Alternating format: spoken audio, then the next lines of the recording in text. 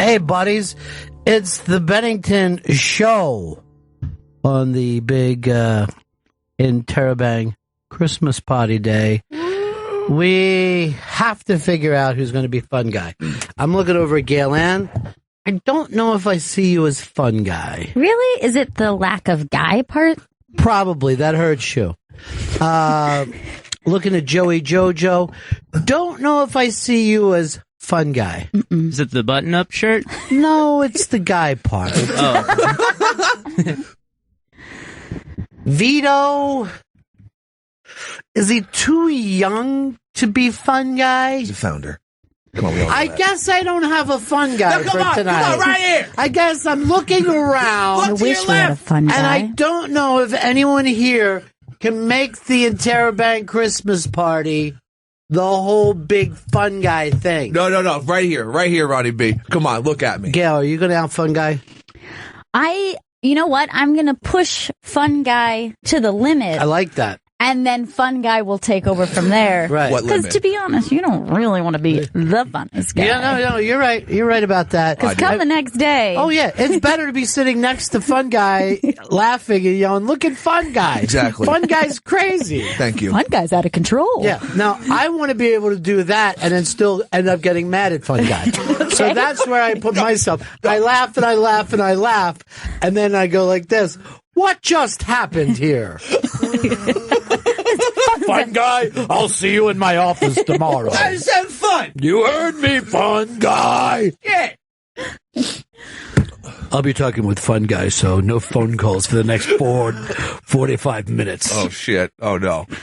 Sorry, fun guy, you're in big trouble. Thought we were just having fun. Yeah, I've got to rest my voice tonight for the screaming tomorrow. God damn it, fun guy.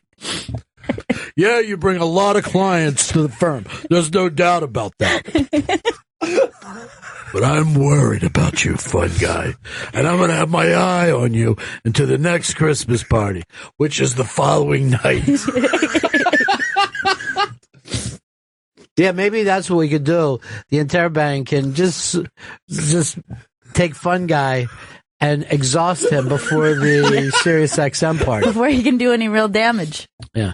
Is Wednesday the thing or Thursday? Wednesday. And theirs is from 5:30 to 7:30. Well, I'll tell you this. We do not have a limit on the interabang. And that also includes food. Nice. Is this to question mark? That's what I'm asking. It's to Tea. interabang. Ah, yes. Oh. Even better. It's an actual thing. That's what we should have put on the invites. Damn it. Evites. Now, I feel bad that we cannot, we checked with Don on this, we cannot bring the interns along because of insurance purposes. Yes. Like if fun guy falls on them. Yes, to protect them from fun guys. I'm going to tell you, I've never really been with Joey in a fun guy thing. Well, you guys went to that movie together. That sounded fun. He had fun, but he wasn't fun. He didn't make it fun for everyone in the theater. He was giggling so much he almost woke me up 3 times. At one point, I was just napping along in my seat and just reached over and pulled him closer.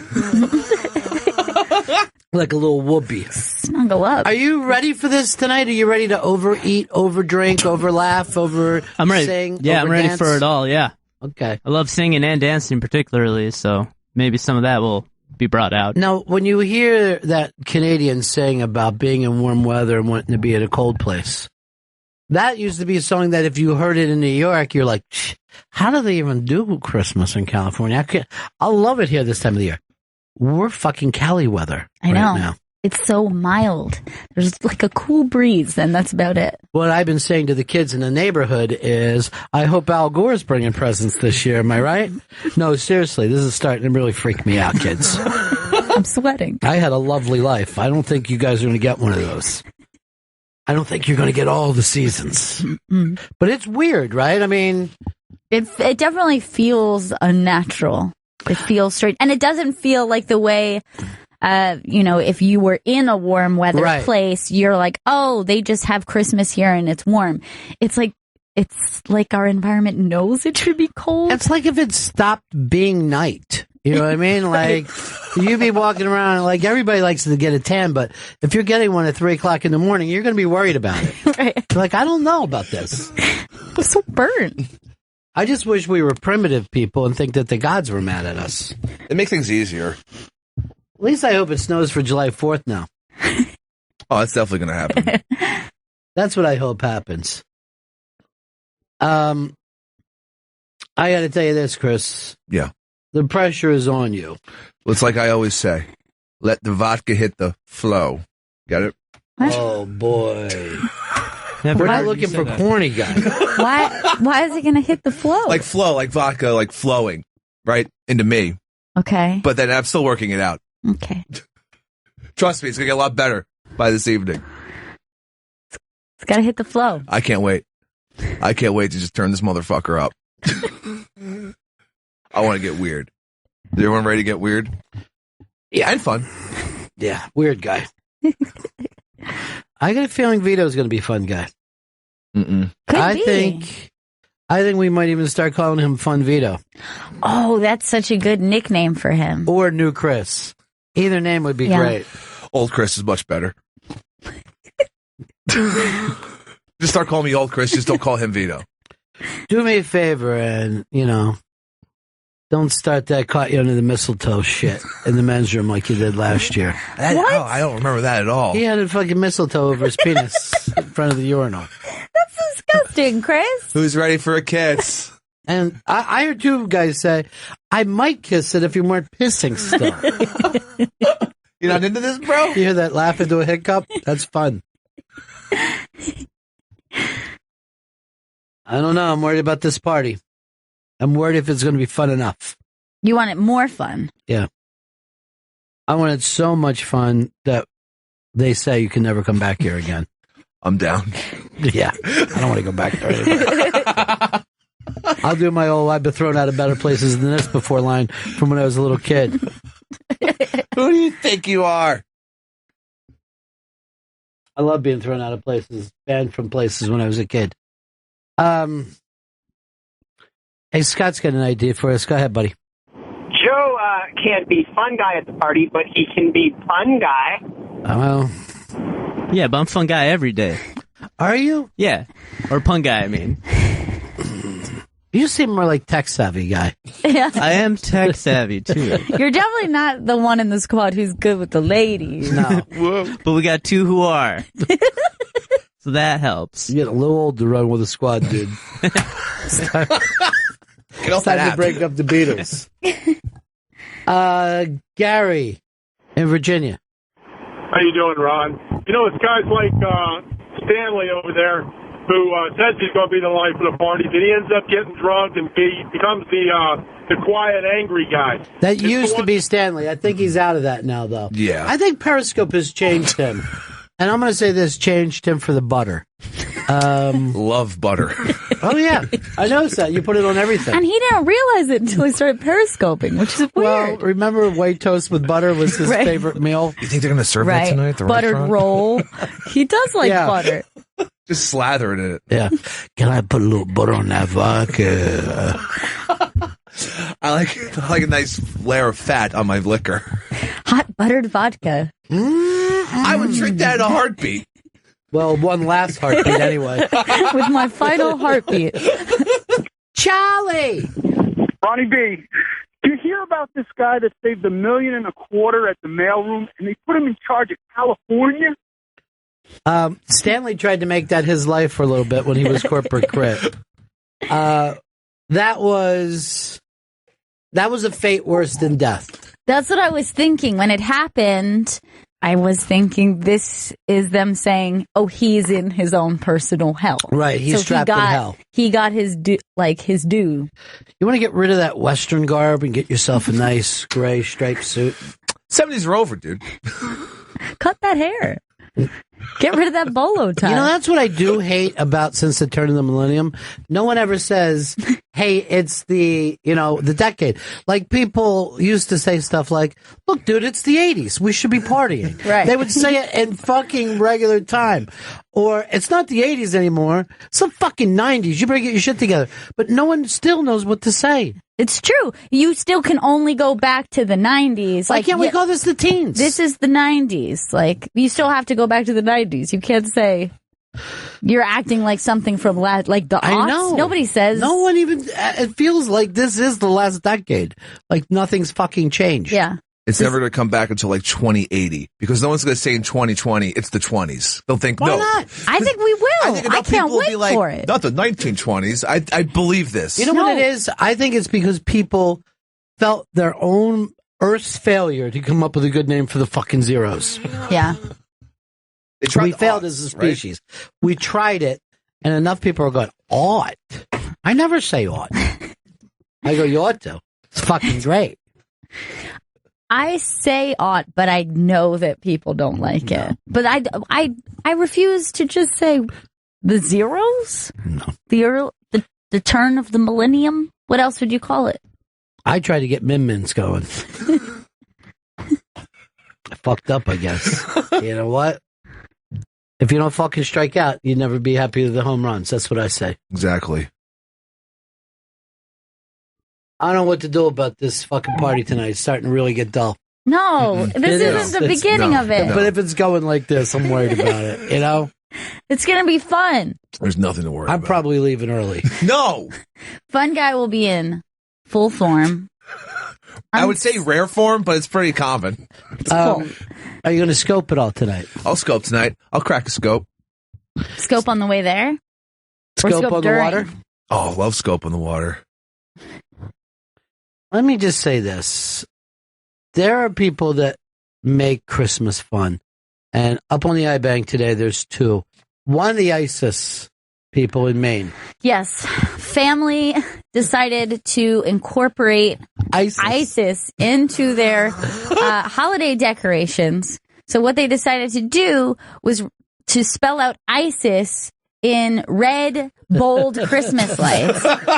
And then they have a Santa positioned above it, pissing on the ISIS. But the problem is, nobody can tell that that's what's happening. So all their neighbors just thought they were pro-ISIS. They just say it ISIS. Yeah, from afar, you're not noticing the subtle Santa peeing on ISIS. So neighbors actually called the police to check out their house and be like, hey, I have a feeling that my neighbor's in ISIS. Why is that? Well, because they wrote ISIS outside of their house, so... Are you sure they didn't write ISIS? Mm-mm. I thought that too, but it's definitely ISIS. Now, the pissing on they stole from that fucking cartoon. Remember that? That was very 90s. Calvin and Hobbes was always Calvin peeing on pissed things. on Hobbes or something like that. Yeah, it was Calvin. It was like a decal on cars. Yeah. Calvin There was pissing. like pissing So on that's a where this Ford guy wanted to go logo. with this. The Santa Claus pissing on ISIS. It's definitely a stretch, but It's fucking hilarious. But the thing from afar you're going to notice is just the letters that spell out ISIS. And really, I wouldn't have called the police because I thought they would just had 1515 put up there. Right. That's their address. Yeah. And they're just trying to make it easy for Santa to stop by. Now, you would think that would be the funniest and greatest of all decorations. No, there's one better. A guy in Pittsburgh, as a way of saying, I do not like the commercialization of Christmas, hung with a news Santa Claus with these X's over his eyes, right? Yeah. And literally Santa Claus is just swinging for the children to go by. Now, the thing is, first of all, from an artwork, perfect. But his neighbors did not get the point, and they just thought it was like scary killer Santa. So they also called the police. But this is outside of Pittsburgh, and you got to play the news there. It's just fantastic. On Route 40 in Fayette County, you might have seen it. A Santa dummy with X's over the eyes and an apparent broken neck. Sick, I think, because Christmas is supposed to be about the Lord, and we're supposed to be of joy and happiness and peace and love. It's an awful thing to show to children, too, I believe. I thought it was great. I think people ought to stop blowing smoke up their kids. They need to be taught the truth, the young going. Life sucks. Deal with it.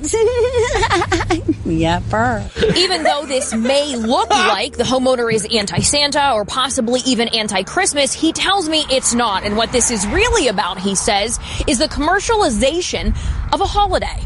The man responsible for the display didn't want to be on camera, but told me he's not protesting jolly old St. Nick. He's protesting holiday greed and overspending. It's all about the money and these businesses getting the money. People don't care that they have to scrape. If I'm buying gifts, I'm making somebody else richer. I'm going further in the ditch. And that to him, Christmas is about Jesus Christ's birth. I agree with him that it's about Christ's birth, and it is blown all out of proportion with all this spending and buying and things, but no, that's not the way to do it. Put out a manger scene. In fact, after talking with us about the dead man in red, he took Sad Santa down from the noose and off the front porch, telling us he didn't mean to upset Santa down. In Farmington, Fayette County, Ashley Hardway, Pittsburgh's Action News 4. That fucking woman who thought it was a good idea is my favorite. Barb from Pittsburgh is the best. She's fantastic. She's awesome. There's no one better than Barb. And what a sexy little laugh she has. Yippers. What? What did she tell it's good for kids? Why? Life sucks. Deal with it. Yippers. You know what fucking kills me? Is that old fucking bar whore can still get laid. That's the fucking... Yeah. Oh, yeah, no problem. When people say that men haven't fucking made, no. She's still getting dick to this day. She rolls up in any fucking... Play her again. Play Barb again. She's the best. Right, here's Barb. Too, I believe. I thought it was great. I think people ought to stop blowing smoke up their kids'. They need to be taught the truth, the young going. Life sucks. Deal with it. It's all about the money and these businesses getting the money. Businesses getting the money. People don't care that they have to scrape. If I'm buying gifts, I'm making somebody else richer. I'm going further in the ditch. And that's it. B.L., you look wonderful. Business is money. Yippers. Yippers. It's all about that money, you know? Businesses want to make that money. I like that there's a news report who makes the guy who put up a dead Santa look less crazy. He's not even the craziest person in this news story. It's fucking Yinzertown. These animals put their french fries in between the bread. They're sick. I do agree that it should be about Christ's birthday, but it's all blown out of proportion. These kids got to understand that life is just a hard dick up your asshole. No lube. Deal with it. Yippers. She's fucking amazing. She's what Christmas is all about. I know. She is the spirit of Christmas. Fuck. They had to go cut down the Christmas fucking ornament because... And here's the other thing about Barb. You've never seen TV before? They're not going to let you talk the way you're talking. It's a miracle she got on. No, those guys are cracking up in the truck. They're fucking screaming, calling back. You will not believe this shit we're bringing back to you. It's fucking bonus baby time for me. She should end up on any report in that town. She should be the town spokesperson. I mean, as far as I can see it, those three wise men can eat my coochie box. Yippers. Fucking amazing. Pittsburgh's great. I hope they make the playoffs. Life sucks. Deal with it. He did a good job with that Santa Claus, though. That was pretty detailed for the Santa Claus with a broken neck. The tongue out was a nice touch. I'm $45,000 in debt on a JP penny card right now. Yippers. They ain't going to get the front rent. They ain't going to get the back rent. They ain't going to get none of it. Fucking great. You ready, fun guy? I'm fucking ready. I cannot wait. What are you going to do? Just be sipping your drink? I'm gonna be bringing this whole thing together. Oh, no. No appetizers for me. Oh, no. Let me get that liver. I'm not get that steak. I'm not going to stand for any of that sad bastard stuff. I've heard about past Christmas parties. I'm into it. I cannot wait. Well, there's some fucking sides at this place, though. Hell yeah. I want them all. What's the liver situation? I'm very intrigued by Chopped. It's great. It's delicious. I'm very It's the best in the city. Dan, what's up? Hey, what's going on, Ron? Yeah. How you guys doing? Good. So I was just wondering who's going to be the sad guy at the party. Is there anyone who's going to break down over their alcohol? Joey. And who's going to put out besides you? I guess Chris. Who wants some? Pretty much everything you just listed, I think, is all Chris. Yeah. He'll be fun guy, then he'll cry, then he'll put out, I guess. Who's coming home with me? Who's going to do it? G-Man says, after hearing that news story, I am entertained. I'm embarrassed and yet proud to be from Pittsburgh. Yeah, I would be very proud, too, if I saw a neighbor doing that show. It would be funny as shit to me. Be proud of Barb. Millie wanted to know if that was Janice.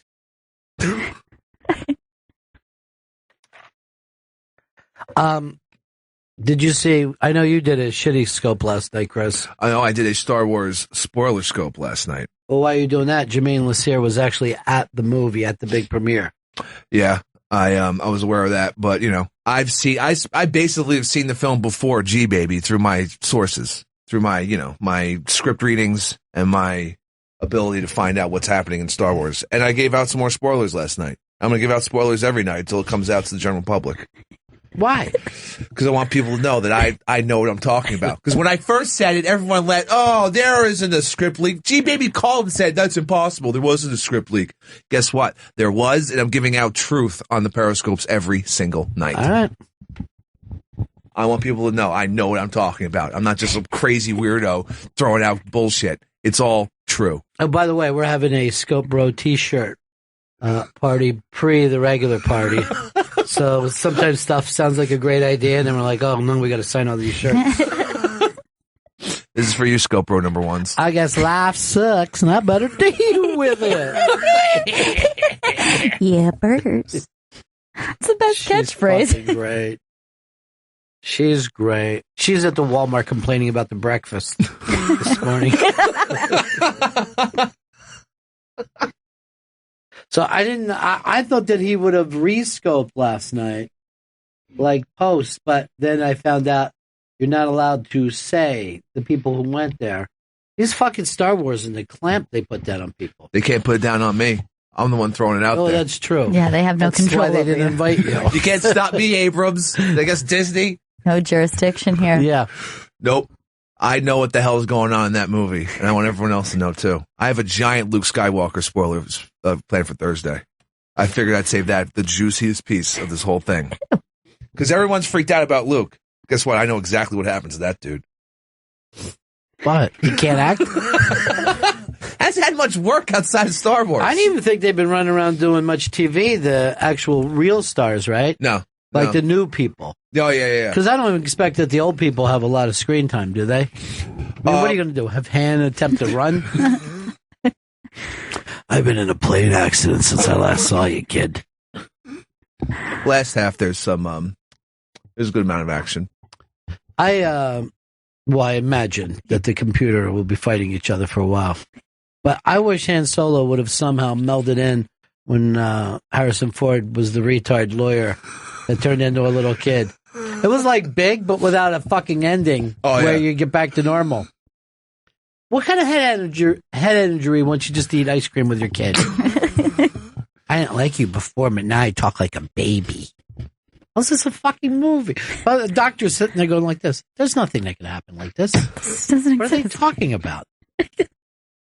Why would you make this happen? How come he's not throwing up if that was a head injury? How come he can sit up straight without falling over? You got a stinger, basically. That's what I would do as the NFL defense. So what? You're going to talk like a baby, like Harrison Ford. Look how it worked out for him. He's fine. And then as chicks start to like him more, and I'm like, kind of a weird fucking scene are you into? Oh, she likes like infantiling. I was a wait. Take your time. Go ahead, give it a go. making her dude look like a baby. Dude looks like a baby. Pearl Jimmy says, I knew Gail Ann would love Barb's Yepers. She's your type that you would hang with. Oh, definitely. Definitely. She definitely could run in my squad, for sure. Yeah. Right now, it's just me and Barb. It's a small squad. Maybe you could go out to lunch with Vito and fucking Joe. Squad up? Yeah, we can meet up. Have you guys squatted up with anybody yet? No one wants to squad with us right now. Fucking losers. Oh no, you've been denied? I think it's my profile picture on Facebook. I need to change it. Something a little sexier, but... Yeah, use somebody else's picture. Yeah. That's a good idea. What's your profile picture look like? It's me on a farm with a goat. All right, let me see it. See if you can find it, Chris. I'm sure you fucking are friends with him or whatever you call that shit. No, I'm not on Facebook. Joe sent it to me because I have no idea where you are on Facebook. What's his name? There's other Joes. You just put in Joe? That's not how that works. Wait, what?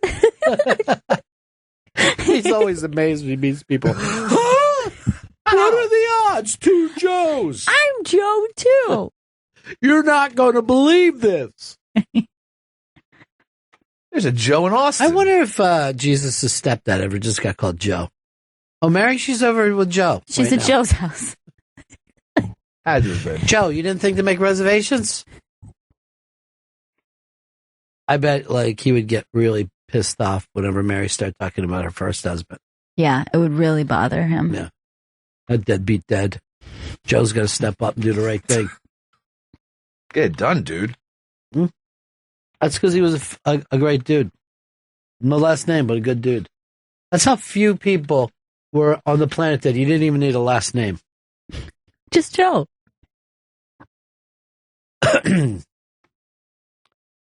Snowy's got a problem with Chris. Oh my God, dude. Okay, it's goat first and foremost. You want to squat up. No one wants to squat with a fucking goat. Yeah, I know. You look like you're staring at a goat's asshole. Are you? A little bit. He's about to Why is that your picture? I'm not really active on Facebook, so that's from about 1.5 years ago. And the seldom times I check it, I never change my profile pic. But I went through a phase where I would just superimpose an image of me from high school onto Michael Jordan's body, Scottie Pippen's body, me on top of Mount Everest, me in front of the Alamo. I mean, all of that sounds more fun than this goat. I know. Yeah, you screwed up, man. But we can still squat up, Gail, if you want. Don't. I just don't want me and Barb squad to be drugged down by it. Yeah, I don't blame you. Yeah, stay away from that squad. All right, Snowy's got a beef with Stanley. Go ahead, Snowy. Want to hear it? Hey, thanks for taking my call, Drowny. That's my job. All right. Chris. Yes. So just to prove that you know what you're talking about, and you had the script, you're going to be a jackass and release storylines just to prove a point. Exactly, 100%. You got it. See, here's the thing. I'm not spoiled because I don't watch the scope. He says it right there that it's spoilers. Yeah. So I don't want to be spoiled. So I don't look. This is for everyone who wants the spoilers. I'm giving it You to even gave a long countdown the other night. 20 seconds for some reason. I don't know why I chose 20. And that 20 took you about 48 seconds. 20, 17, fuck. That's why I don't pay attention to any of that crap before a movie like this comes out. I don't even want to get a hint that something might be spoiling. Well, you know who dies, though, right? Someone does die. Everybody dies. And Jar Jar is the Sith Lord. I knew it. I read that theory. And when you see the clips with it, it fucking totally makes sense. Really? Yeah, it's amazing. Yeah. It freaked me out. That's what made me decide to start scoping out spoilers, because I saw that shit. I was like, this thing's getting all this heat. Well, I'm going to start fucking giving this shit away. I know what I'm talking about. Dark web, baby. I wish you wouldn't go down in that dark web. No, I'm nervous. But one day you're not going to come out. It's possible. You're going to get lost in there. Or the feds will just come. Oh, God. I hate the idea of that. That's really creepy. Fucking TV. Yeah. Gets weird down there. Just make it clear to them that we're just coworkers. Yeah. We're not really that close. I barely know. I don't know. When they see that I even struggle with my email, they're going to let me go. Believe me, this guy knows nothing. This guy is confused. I couldn't find the fucking dark web if you fucking went there for me. It's really hard to find. Is it? Yeah. You have to get like some different fucking web browser and all the. You like, got one? Yeah. You could download like the different, like a separate web browser and then the URLs or whatever. Is it Ask Jeeves? Is that where you got to go for this? No, it's not. Because I've been asked that motherfucker all kinds of questions. Oh, he knows. Like, where you been? Personal questions. Yeah. Jeeves knows nothing about the dark web.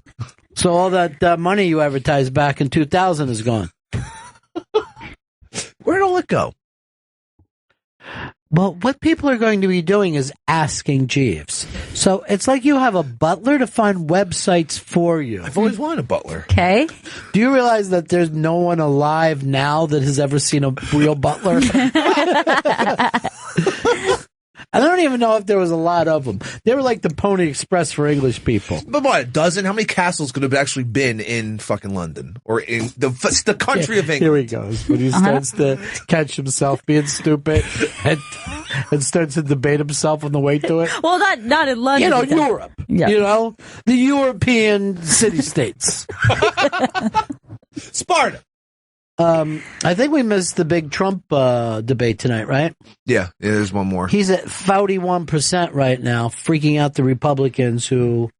I don't know why they think they're going to win if they get rid of their 41% guy and put one of their 8% guys up there. That seems stupid to me. Doesn't seem like people will back that person I at can't. all. I think that they will just... The people who would have voted for Trump will just not show up. I think that that's what would happen.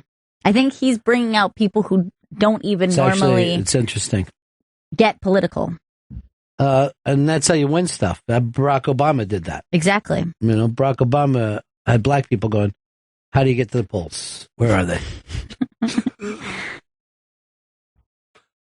Maybe they're hoping that they just put him on TV enough that he finally says something. He said a million things to fucking a normal person would be taken down. It doesn't bother us Trumpsters that are behind him. Mm-mm. I want every other Republican to drop out right now and stay out. Cruz, the little Spanish guy. Ladies and gentlemen, I am a... What the fuck? What's going on over there, Joe? I accidentally hit the keyboard while updating. Accidentally? Yeah. It just happened to be Trump. Yeah. This is why you're never going to be fun guy. I know. You're keyboard guy. Look, Barely. I don't want to be Scrooge and ruin the Christmas party. But Joe, you stink at your job. I thought you were supposed to be tech savvy, guy. Seems like Social media expert. You're shit savvy right now. He's tech stabby with his fucking Edward Scissorhands. I don't want to ruin everything for everyone tonight, but Joe, you're not going to the Christmas party. Good. And Chris, you're not drinking. Oh, God, no. Yeah, get him. And by the way, the Long Island Medium tried to, I'm not say hit on Gail today, but tried to get in a conversation like, don't I know you from somewhere? Yeah, she did try to engage me, and she said, I know you. I know you from somewhere. And did you hear what I said to her? Ma'am, there's no one there. I don't know what you see right now. Oh, my God. There's this is nobody amazing. there. She's good. She is good. She sees dead people. What do you think she wanted from you? I don't know. Why wouldn't you go with it either? Why did you be like, I'm very sure you don't know me? I don't know. Well, I said, where do you think you know me from? And she was like, I don't know. And she just walked away.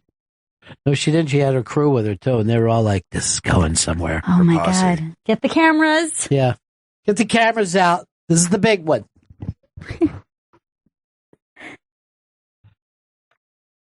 Pit Doc, what's up, buddy? Yeah, can we talk about the 600-pound gorilla in the room? No, Fargo you know what? Chris is going to have fun tonight if he can. Hey, Pit Doc. Fargo last night. Oh! Well, is there anything left to talk about? I mean, I think they kind of put it together with a nice big bow for us. It just kind of petered out because, of course, last week you had a UFO-enhanced massacre in Sioux City, so it's kind of hard to make it any better than last week. But did you notice that they introduced a couple more characters that show up in the first season of Fargo at the end of the show? Yeah, the deaf kids. Yeah. And the Hansi is going to turn into one of the guys from Kansas City because there's a guy from Kansas City that sends the Killers. And but here's the deal. That's a stretch. Yeah, And I there was get no it. reason to do that. I get it. It's a little fun thing, but, I don't need it. Yeah, unfortunately, it kind of petered out at the end, but it's still good. I mean, I like the ending. It ended like a thing ends. Like, I mean, I get. Would you have been more happy if it ended with the murders last week? Well, not necessarily, but it just kind of yeah, fine. He arrests her and she goes to jail, and it's good to see that the wife lived at least, and Ted Danson's character, who was always good. I didn't overly have feelings about that. I know that we should, like, just because they don't not showing the wife dying, she will. Yeah, they didn't she show will. Ted Danson die, he will. I mean, any happy ending, all you got to do is make it go a little further and make it tragic and sad. I loved the homage to Raising Arizona, Did the you? dream. Yeah. Where she basically sets it up. I had a dream about distant future, and then I go farther into the farther into the future. It was like the exact line. Yeah, it was literally the exact. They've done that a couple of times. I don't know if I like that though. I mean, it seemed forced. Like that wouldn't have been there unless. Remember, the Coens are behind all this. They make other movies too. Yeah, there's other things you can go to. But I thought what was interesting about her is that she never met or saw or had anything to do with any of the bad guys. You know what I mean? Yeah. Like she, did not bump into them somewhere. They never came to their house. She was just in her own personal tragedy. Yeah. But then still kind of so connected to it in this very weird way. Sure. It's like in an emotional way rather than in a literal way. It's also good to see that they incorporated the best scene from Last Days in Vietnam by him recounting the helicopter pilot. Well, remember when Patrick Wilson was in here, he brought up Last Days of Vietnam and how important it was for him to put this together. He kind of seemed like he was amazed that we saw it. Yeah. It was an Oscar nominee. It's even better. We did have the Kennedy check in here. To actually see that movie and watch that video of actually the helicopter pilot doing it, it's unbelievable. It is stunning. And I had brought this up before. I had read that, about that and was very aware of it. But until I saw that documentary and seeing film from it, I had no idea and just how heavy that was. It was just... It was phenomenal. And to see those military guys basically break from the United States, where they're told, don't bring these people back, and have them go, fuck you, man. We're bringing them. Guys from that, were West Point educated, literally with the State Department, just broke protocol and said, I don't know what to tell you. We're bringing them. Yeah. You can't bring them. Well, we are. We're bringing them. Yeah. I'm not leaving them here. That humanity was just unbelievable, Maybe that's something we can talk about tonight at the Christmas party, Chris. You can give your thoughts on the wars in Southeast Asia. I'll do a dissertation. Well, like Vietnam and Cambodia is like always like frightening things, but now Survivor is in Cambodia. It's like the most beautiful country you've ever seen in your life. It's tropical paradise. It's unbelievable. Vietnam beaches, stunning. Yeah. Yeah. Stunning. There's all vacation spots now. Yeah. And everything was in for Europeans, I don't think a lot of Americans go over there. I think it's like a 14-hour flight or something. Well, I don't think it has to do as much from the flight, but you're actually in Vietnam is the fucking down part. We don't have relations with them, so if something comes up, it's not like our country can get you out. Like, you really don't want to travel to places that don't have an American embassy. Oh, hell no, you're fucked. The cops will fucking just do whatever they want with you, basically. Or even if you just find yourself in regular trouble there, you lose your passport or something like that, you don't really have a lifeline to go to. But even when you're down in the islands, they run so many grifts where, like, the guy who sells you fucking weed or something is roommates with the cop that is going to bust you. Like, all these guys know each other. Yeah. And, it's... If they were going to say, hey, we need to pick some people up, who'd you sell coke to? They would just say it as easily as we would sit around and talk about fucking tourists on the street. They have no feelings for them. Just bribe Central. All right, talk to you later, Pitbuck. See you Friday, Ron. See you Friday, Ronnie. See you Friday. We're all looking forward to that. Yeah, Friday we're also playing that Unmasked with Bill Burr, and he'll be talking about the new cartoon animated series. F is for Family on Netflix. F is for Family on Netflix. Yeah. I mean, I didn't even pause that time before you threw it in while I was talking. He was getting there. How about F is for Fun Guy? Definitely. What are you wearing tonight? I was wearing this. I'm wearing this. Doesn't seem fun enough. I got a vest too. The vest is fucking really. Looks How about like a velvet vest or your puffy? That's good. That seems fun. You guys can let me into this fucking place. He wears that fucking vest that's really a life preserver because he lives so close to the East River. Gotta be safe, and it looks good. I said to Chris one night, I go, "What'd you do last night?" Throwing rocks at tugboats. I go, "Chris, you're too fucking old to throw rocks at tugboats." You're never too old to throw rocks at tugboats. You gonna make that your next T-shirt? Well, I used to be able to before, the right arm went down. Still rehabbing it. You're right-handed? Yeah, I'm right-handed. I never would have guessed that. Really? Oh, yeah. Right-handed since way back. Now my left arm's the load-bearing arm. I can't carry anything with the right arm. Right arm's the load-producing arm. Ew. It's gross. That's your business. That is disgusting. You're a fucking asshole. I should save that for dinner. Oh, to get the room laughing? Why don't you download some limericks before you get there? I will. People love limericks. I know. Especially at holiday parties. This is a big week for holiday parties. I know.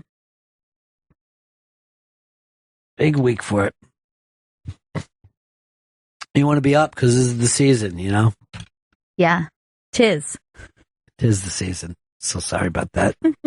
I said it is the season. Like an idiot. Like ISIS would say it.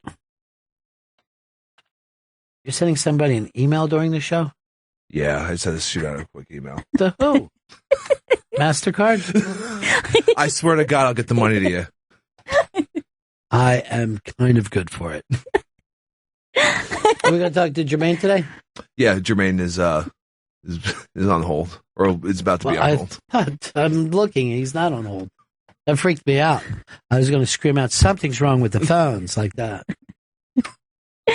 Did you see his periscopes last night? Yeah, I did. He was very excited. I was very excited for him. Me too. I'm not even a Star Wars fanatic, and I was excited for him. I was like, this looks fun.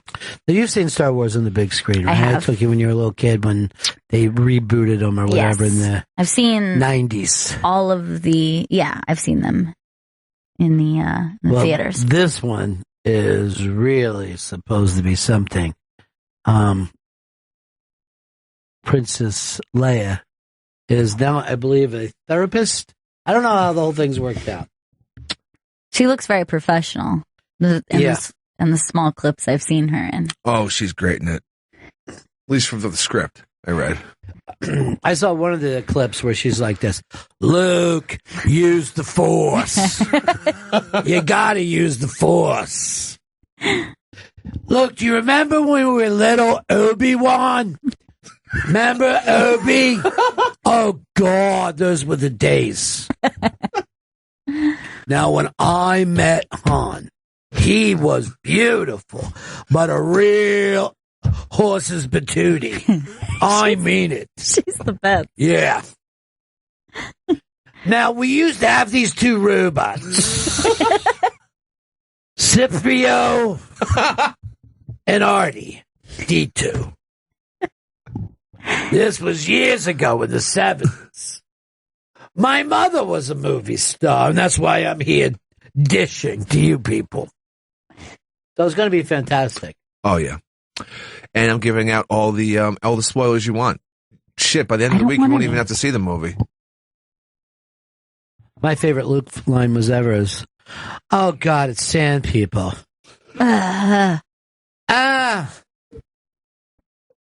Wait, why do all the girls like Han? I thought I was going to be the cute blonde one. I have the Force. He doesn't.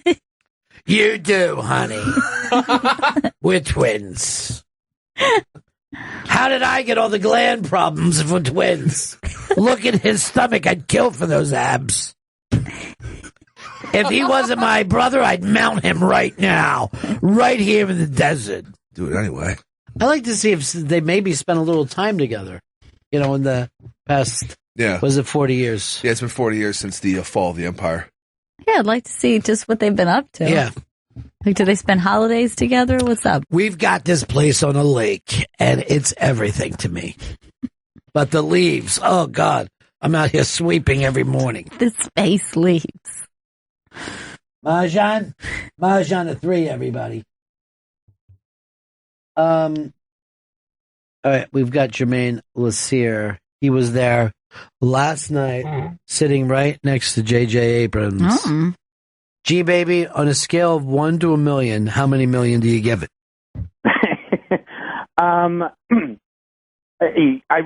It's weird. I really want to talk about it, even in a non-spoiler way. But Disney's been so tough. The embargo is tonight at midnight. I'll say this. I think it's great. I think fans are really going to like it. I had a couple issues with it. Oh, shit! What the fuck? Oh, shucks! That means I'm going to hate it. I really, I don't want to say any more than that because that's sort of what I said on Twitter. You said plenty, my friend. I'm not going. Now, some guy just tweeted something very similar to you and then has been attacked for 24 hours. Some guy said, it's okay. Right, yeah. Well, people don't want to hear that it's anything but perfection. And I understand that completely. So it did not meet your expectations, is what you're saying. You're not fully disappointed, but it didn't meet your expectations. Correct. Would you say, is your thing going to be, as your first part of your review, going to just say PU? No. Actually, my editor's smart. She wouldn't even let me review it. She's like, I don't trust you. Right. Like, you guys just didn't. You know what I mean? Like, right. She's just like, you're just going to love it, no matter what. And I loved it. I think there's so much great things about it. I was, like, edge of my seat the entire time. But at the end of the movie, I just had this, like, lingering thing. And I'm like, why do I not feel the way I want to feel? And I thought about it, and we talked about it. And after, a bunch of conversations about the movie and the specifics in the movie, we figured out some of the problems that we had, and some people agreed, some people disagreed, But I think it's going to be very interesting when the reviews come out tomorrow, what the critics say. And I think fans are for the most part, really going to love it. And it's definitely, like, way better than the prequels. Like, there's no doubt about that. But I still think I like Jedi more. No, but here's the thing.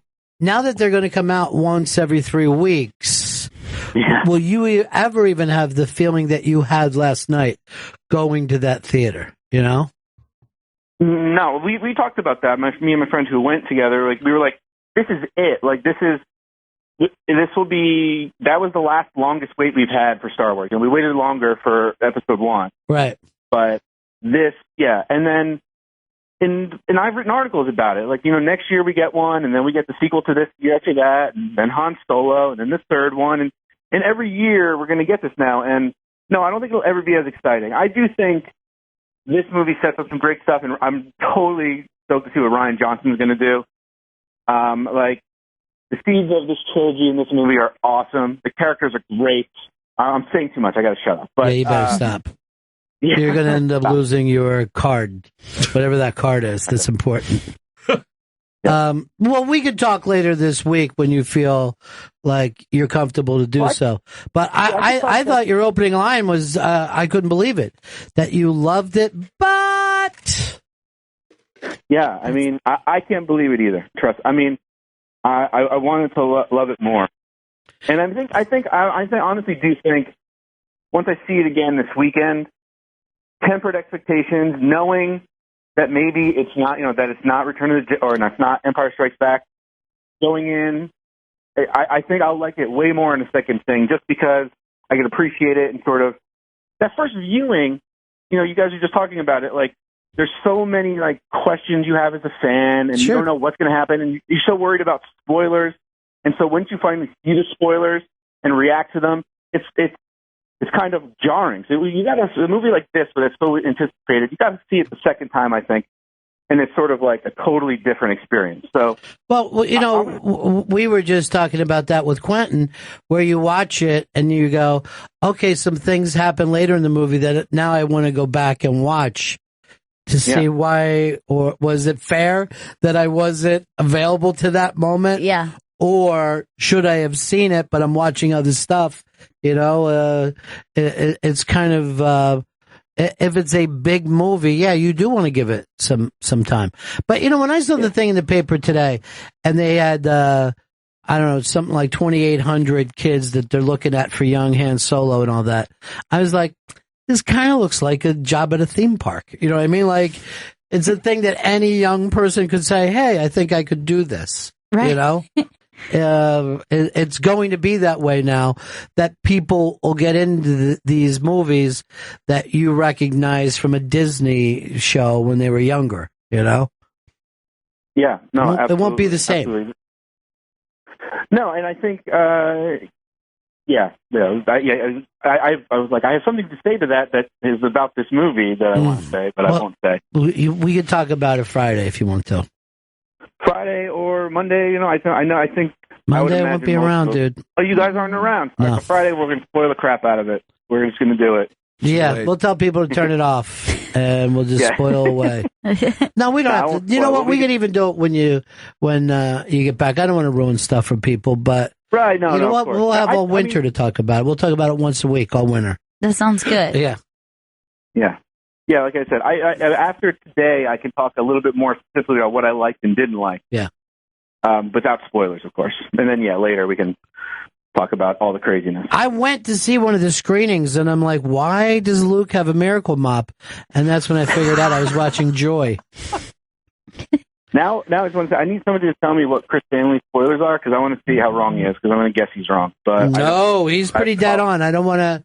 I don't want to get you in trouble by saying it on the air. Yeah, because he got this from the dark web. Yeah, from Script Leaks. Like, text me or email me or something if you have my info. Yeah, text. I'll text and I'll sext. Well, this was.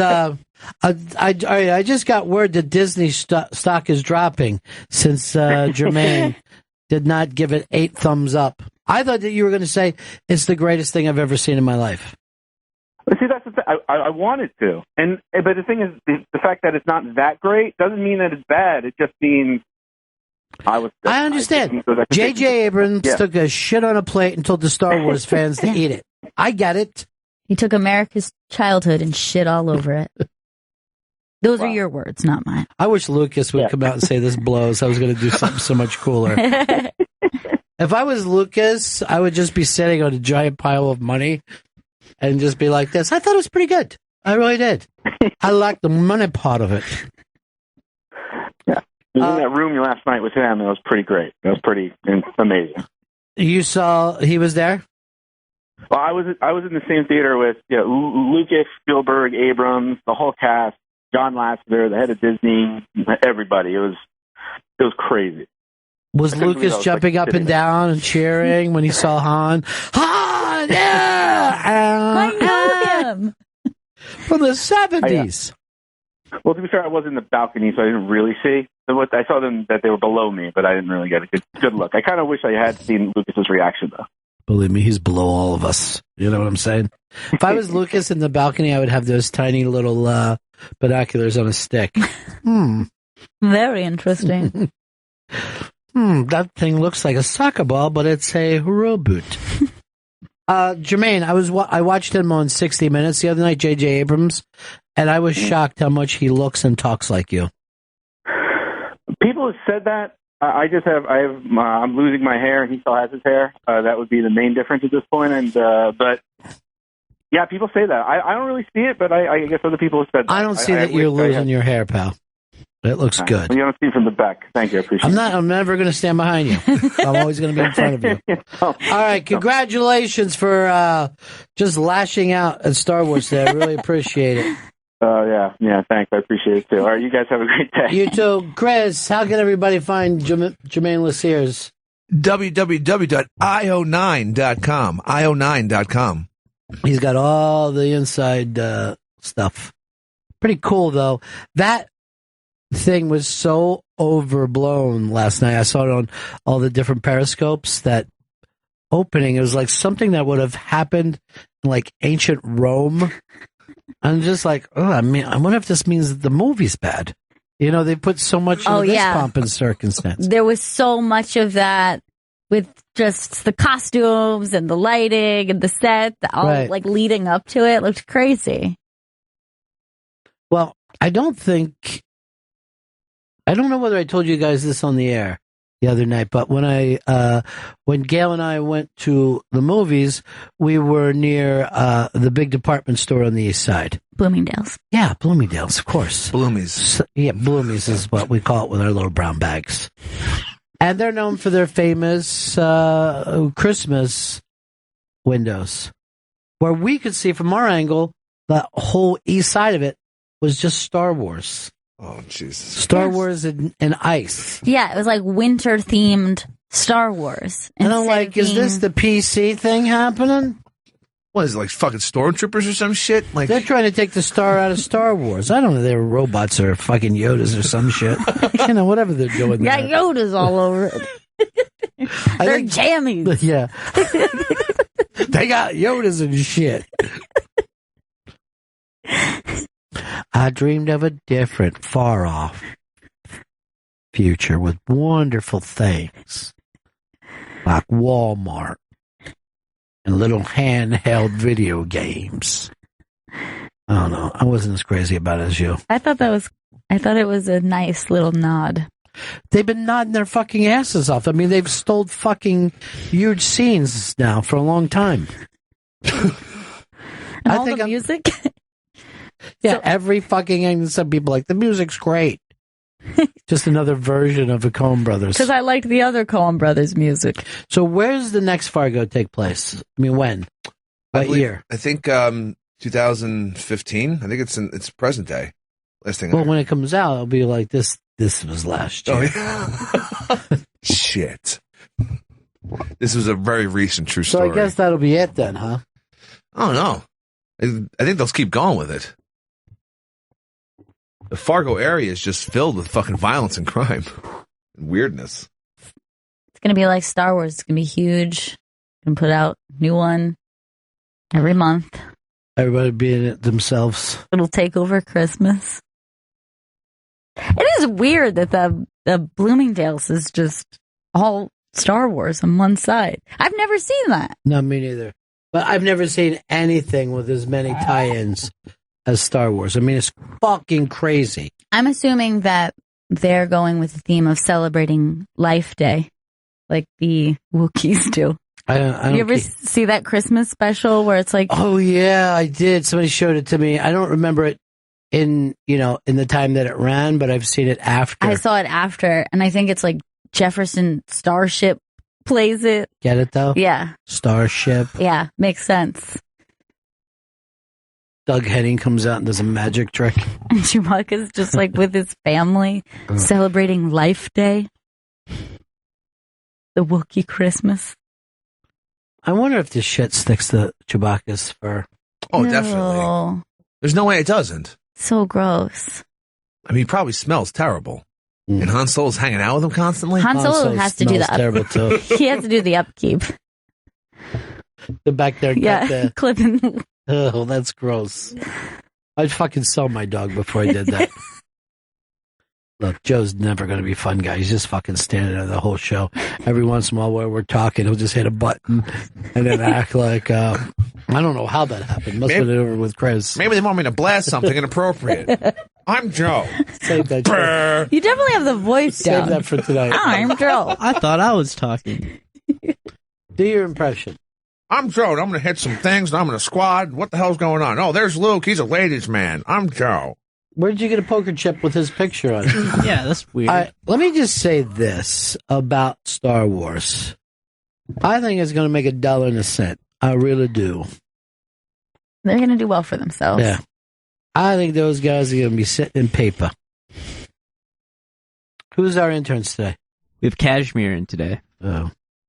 He knows that he's not coming, right? Yeah, Does he realize that we want him there, though? Yes. Can you tell him that we said we want him there? Yeah, I'll let him know right now. Okay. And tell him that we said style. Yeah. Style it.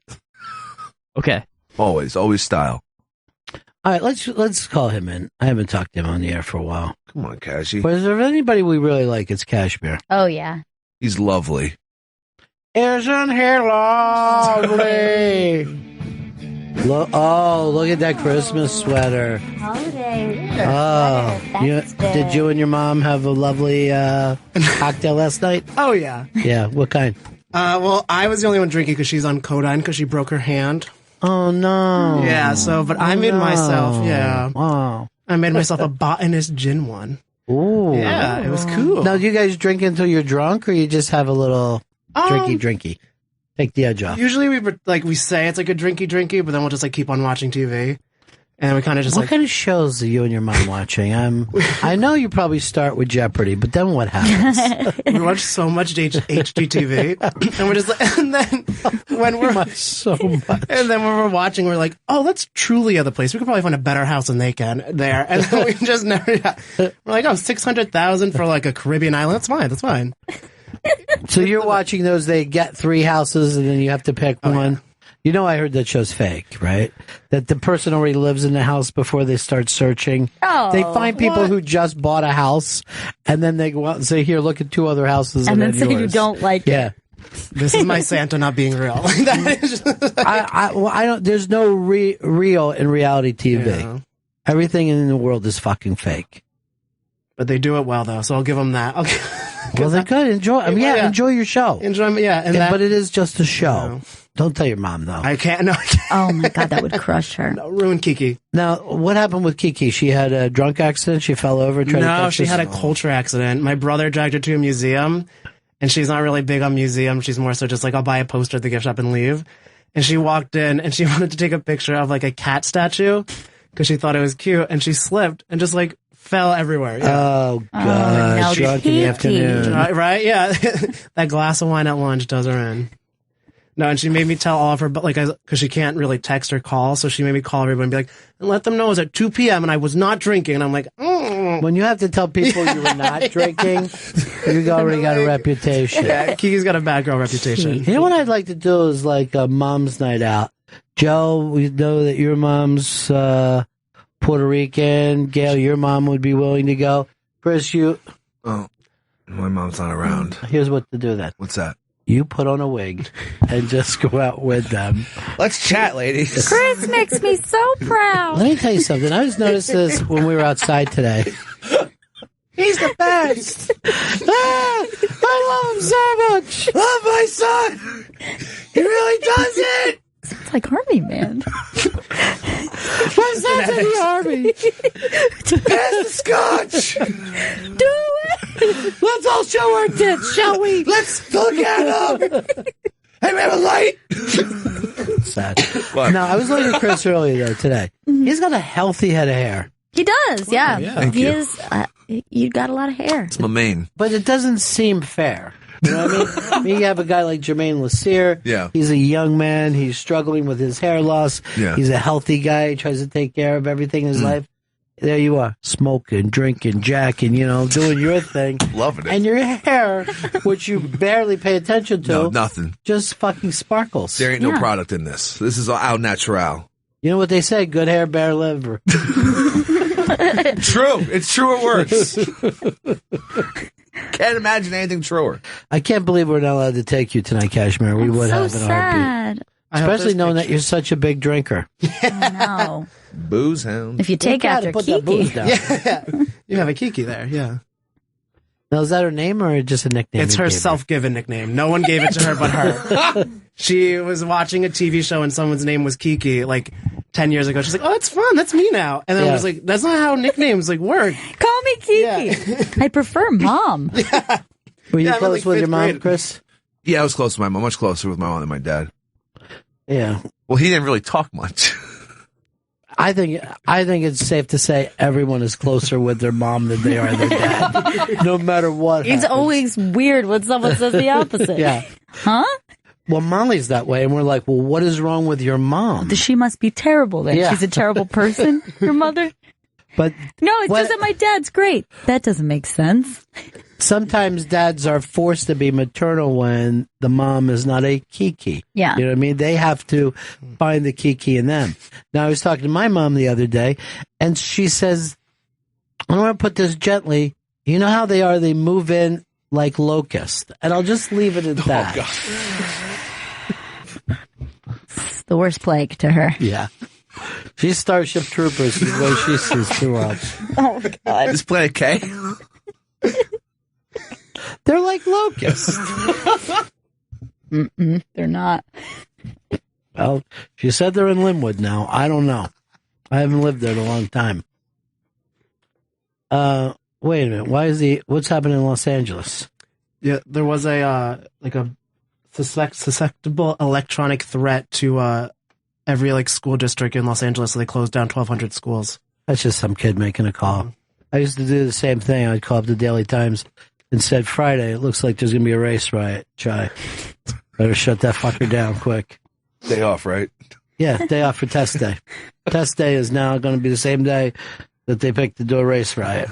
All right, now I'm calling it honestly. The nerve for them to do this. Yeah, it's terrible. It's terrible, but I want you guys to know. Don't bring up anything because I don't want to be seen as a rat. So 3-day weekend. And plus we're already off Monday, so 4-day weekend. I'll be able to be reached in Wildwood if anybody needs me over this 4-day break. I'll be staying in the Crest. Yeah. Just some Czechoslovakian lady's house. She rents out a room, and we got to walk through her kitchen and rec room to get to it. No girls. No girls. For some reason, Eastern European women don't want you to date. I don't know what it is about them. What's they don't trust? What's their fucking thing? It's none of your beeswax. Do your impression of the little Russian boy. My little Russian boy. Yeah, that your friend was teaching. Oh, yeah. My friend is a teacher. He's a Polish kid. And my friend was, teaches preschool. And there's a kid who's a foot taller than all of the other students. And he's this giant Polish kid. And he came in. He terrorizes, right? Yeah, he's a horrible bully. He's punching everyone in the stomach. He's just like one of those kids. So he came in, and his parents dropped him off, and he had a new coat. And she said, "Oh, I like your new coat." And he goes, This coat is junk." This coat is junk. Have you ever even heard a child say junk like that? It's junk. Like, imagine how horrible it would be to have a giant child like that. Who also had a fashion sense that he doesn't want you buying. This cheap piece of crap. How could you make me wear this? It's junk. I should be wearing pearls. Give me the fur. I'm going to beat up all the other children until I get the coat I want. This coat is junk. It's the fucking greatest story ever. It's the greatest Christmas tale. Mm-hmm. That's why you got to give your kid a nice coat. All right, let me just check, because I'm going to check with Kashmir and then I'm going to go to Joe. What is your must-see Christmas movie every year? Oh, my must-see is definitely Miracle on 34th Street. Was it a miracle, though? I think it was on 35th. Yeah. I mean, move them out to the suburbs. That's the fucking thing at the end. Joe, what about for you? Jingle All the Way. Really? Yeah, with Sinbad. One or two? One. Jingle All the Way? Yeah, with Arnold Schwarzenegger and Sinbad, and they fight over Turbo Man. Me. It was So filmed in St. Paul. Jingle All the Way every year. Every year. Every year it's Christmas time. You say, I want to put on Jingle All the Way. You see why now you're not a fun guy? Yeah, but it was filmed in my hometown. We don't have too many movies filmed where I'm from. Oh, come on. You know? Why don't you just watch your fucking VCR with videotapes that your dad shot going over the bridge? He's not a good cinematographer. What about for you, Chris? I would watch it with my mother every year, oddly enough. It was Bad Santa. She loved that is movie. Odd. She loved it. I didn't get it. I was like, hey, you want to watch Bad Santa? Aww. You like because he drinks a lot. He's fun. Billy Bob. Good night, Frankie Angel. Stop. That's Chris. His dad gave him a set of works one Christmas. Oh, God. While he was watching fucking Bad Santa on TV. I was touched by a gift. A set of works and a spoonful of heroin that would be worth $200 to $300 in today's market.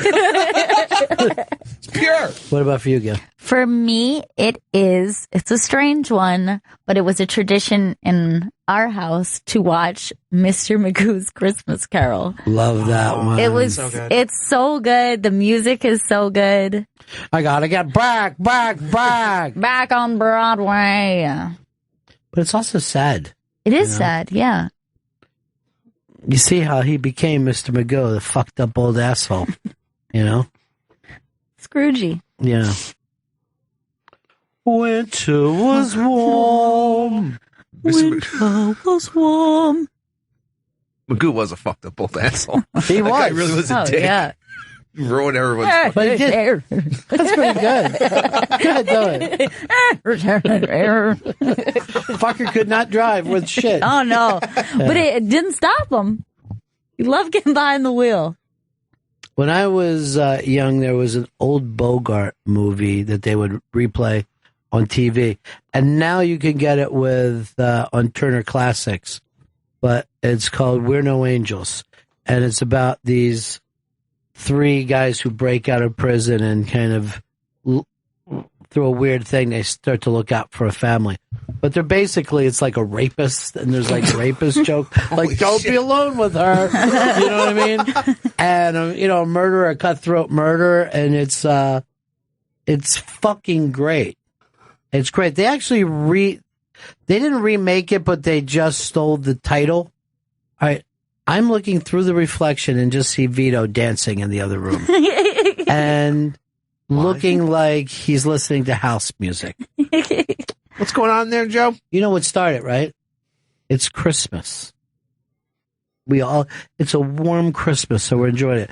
Vito, what was the big Christmas movie for you growing up? Mets reruns? I love Elf, and I watch it like the second Thanksgiving happens. I watch it every day leading up to Christmas. The best scene in Elf is where, like, he's not Santa. I know him.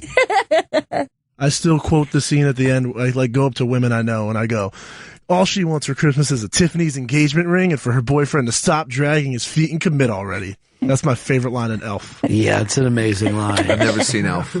Never seen it, no. Everyone always says that our lobby was in that movie. There was a Christmas tree shot from our lobby. Yeah, it's one, he's like really excited about seeing this big Christmas tree, and he takes Zooey Deschanel to the lobby. And then she's like, fuck that. Go to Rockefeller Center across the street. That's where the big tree is. I kind of remember this scene, Yeah, but it didn't look remember like it our too. lobby. Our lobby's shown up in several movies before, though. Normally corporate movies. Right. Like, fancy pants lads walking to Lawyers the and elevators. businessmen. Yeah. I'm going to business. I've got this business case with me that I keep all the good business in.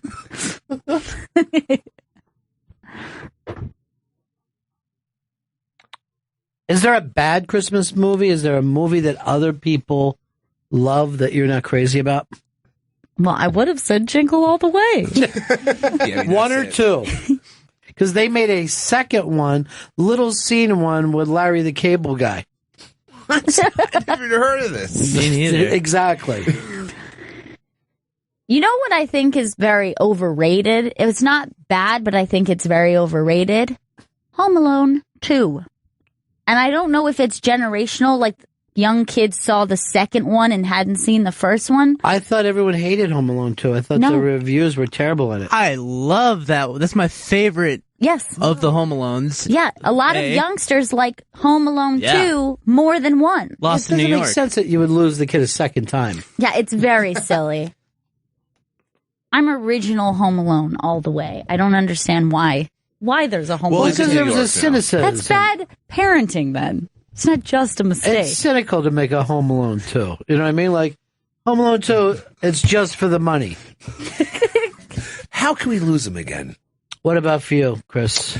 I never really liked Miracle on 34th Street. even as like I watched it as a kid. Well, they remade so many of them. Yeah, I definitely never saw the original first. Well, one of the things that they are always trying to do when you're too little is force you into, like, kids, it's a wonderful life. And you're like, what? Did that dude die? You know, like, you don't know. I mean, that's really an adult's movie of distress and forgetting what life is about, and things do work out, and hey, you're important to other people. And when you're little, you're like, there's nothing great about this at all. And I remember it was like, because they do the flashback, but are like different alternate realities, but it's all black and white, and I couldn't tell. Like, I was like, oh, why is he talking? Like, who's this? Like Clarence now or whatever? I'm like, is he like his brother? Like, where is he coming from? Yeah. Here's John in North Carolina talking about bad Christmas movies. Early Merry Christmas to you all. And to you, my friend. And thank you for everything that you all do. Well, it's very nice. I had to call in not for a bad Christmas movie, but in my opinion, for a great new one, is Krampus. I couldn't watch this. It's like the Killer Santa Claus? No. Trust me. Half the movie is a comedy. It is funny as shit when it starts out, and the rest of the story goes from there. It is fantastic. We loved it. My 12-year-old loved it. My 22-year-old loved it, and I loved it. So, pretty fucking cool. All right, Krampus, the Killer Santa Claus. Steve in Alabama. Yeah, I agree with Chris. Miracle on 34th Street, to me, is it's unwatchable. It's just not good. I mean, if you think about the two old ones, It's a Wonderful Life. By the way, let's be honest about this. This has been like a classic for 80 years. I think Gail would fucking agree with me. It's horrible. Thank you for saying what we're all thinking. It's a Wonderful Life trumps it 20 times over. So you're saying you love It's a Wonderful Life? I do. Yeah, I do. I remember as a little kid seeing the worst, considered not only the worst Santa Claus movie, but they call it the worst movie of all time. And that's Santa Claus versus the Martians. And it was a movie that they made for like $8. And it's I was thrilled when I saw it as a little kid. Like, this is thrilling. Right, because you're not understanding it's a bad movie. You could, I would have been fired as any movie reviewer when I was 4 or 5. I loved it. Yeah, if I saw a reindeer in a movie, I was fucking happy. There were robots in it, too? Well, it had everything you'd want. It had Santa Claus and the Martians. Wait, that it looks had great. robots. That looks great. But it'll show up on some list as the worst film. But look, just like the poster is fantastic, right? Yeah, that poster is incredible. And Space blazing color. How could that be bad? Yeah, when you're still bragging about color. This color. is in color, everyone. Reminds me, like, when I was a kid, there were still cheesy motels in Florida that would brag for color TVs. Like, they never changed the sign. Dude, those places still exist. And you also see it next to ice cold air. Oh, your place is air conditioned. Ooh, wonderful. That's like if you went to rent a car and you saw a sign to say the brakes work. You know? Yeah. I would assume in color. Eric in Houston. Yeah, I just wanted to echo what Pepper said. Miracle on 34th. Oh, Chris. But you know, I didn't know so many people out there. Stanley. I just threw it out there. I never liked it. Hack the Planet, Chris Pepper, Stanley, Davey Mack, baby, go Davey Mack, woo, Davey Mack forever.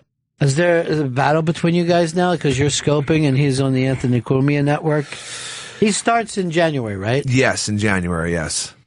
Now, I have some inside stuff on that, but I'm not going to say. Oh, really? What plans he told me he has. Much different. Really? Much different.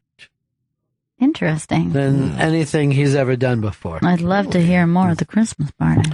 Yeah, at the Christmas party, I'll be gabbing away. Oh, my God. Dish, this one. Yeah. This side dish. Yeah.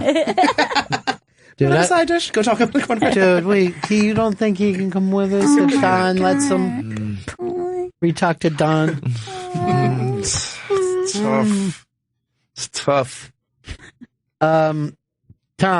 Go ahead, Tom. Hey, I can't stand the Santa Claus. I don't know if it's Tim Allen or it's that know-it-all elf. I hate that movie. That's where he's turning into Santa Claus. Yeah. That's the idea. For some reason, he turns. He made 3 of those, by the way. He's way too friendly with the ex-wife. Well, what would you rather see him do? Fight with the ex-wife? That's your problem with the fucking movie. He signs a contract to become Santa Claus. Yeah, I don't get it. I thought it was funny when he shaved and all of his beard would come back. That was the best part. And he got so fat. Yeah. His He bird's can't not help his- it. He's Santa Claus now. Should have read that contract.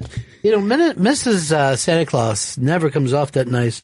In the Rudolph one, she's just like, she doesn't even want to, happy with the fact that her husband has a job. She's a raging bitch. Yeah. I don't know about that, but. Papa, eat! Eat, Papa. Eat! Get off his back, lady. Eat! I always was worried that she banged elves behind his back. Oh my God, you don't think. Hand jobs, at the very least. Just like, help you out, elf buddy. You're a disgust. That's worse. These are my thoughts that have come out. I wish they wouldn't. GVAC sent us A Christmas Story that he will watch at least 3 times. There is first of all, you have to say it's a children's film. But the fact that he himself narrates it's his own memories, it works for adults because of that nostalgic factor. Right. Of, this thing is gone for you. You know what I mean? Like, and the weird thing is you only have it for a few years where it's magical. Yes, you're old enough to remember it and enjoy it. Right. And young enough to still be wrapped up in the magic of the whole thing. It's very short time. It's probably like 2 or 3 years. I remember, yeah, and tops. At least your first memories are just being completely overwhelmed. You know what I mean? Right. Like this is too big to fucking take in. I just can't deal with all I this. can't sleep. It's coming. It's fucking days out. The tree's there. Is there something underneath it yet? It's a fucking nightmare almost for a child. The anxiety. What's going to be in the fucking box? Do you remember your best Christmas? Yeah, I remember I got a Super Nintendo. It was the shit. It fucking blew me away. I was like, I can't believe I got this. I didn't have any other like systems before that or whatever, Right. video games, and then you played it for 48 straight hours. 48 straight months. It was there was nothing but. But I mean, there was no sleeping that first. Oh God, no. Yeah, you don't even want to open other presents unless maybe they're going to be games. Yeah, that was the thing. You would get the one big present and then the add-on game. Right. What was your big blow away? Wouldn't go. I feel like I have a very distinct memory of getting this, it was like armor to be like a knight, but it was specifically like child, religious soldier. It was very weird, but it was like child crusade themed. Yes. And I was obsessed with it. And I remember just being like, this changes everything. Like now, and I actually remember I was young enough thinking like, this looks pretty real. You know what I mean? Like you're like, this is actually a legit knight's costume. And I am a crusader now. I mean, it's so funny how stupid children are. They're so just dumb as hell. All right, let's see if we can guess Joey JoJo's favorite thing. I'm going to guess it was something sensible. I'm going to say galoshes. I need these. Thank you. A new lure? What was your big Christmas thing? In 4th grade, I got a Charmander stuffed animal of Pokemon, and then I got Pokemon Red on Game Boy Color, and that fucking blew me away, I'll tell you that much. That was wild for you.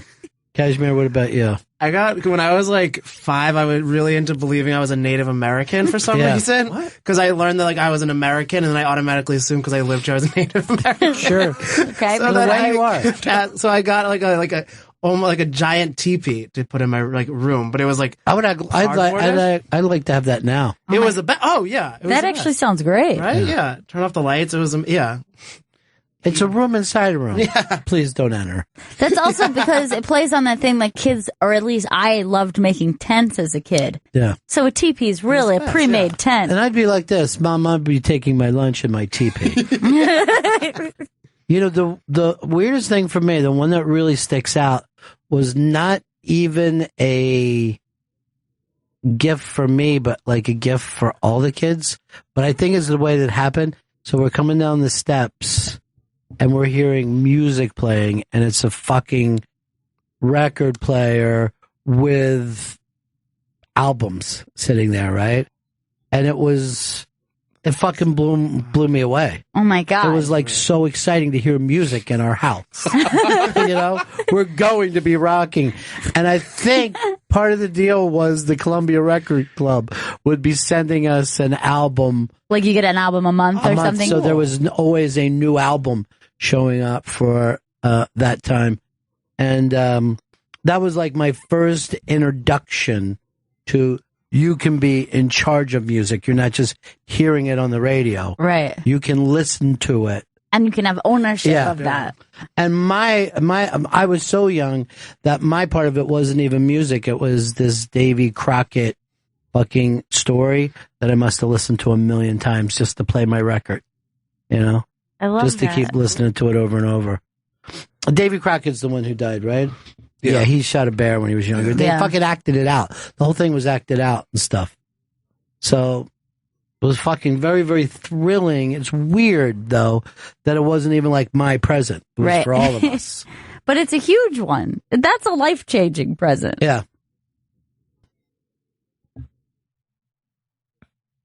Oh, my God. There's a picture of Gail in her costume. It's literally not safe for work. I'm not wearing pants. In full armor, no pants.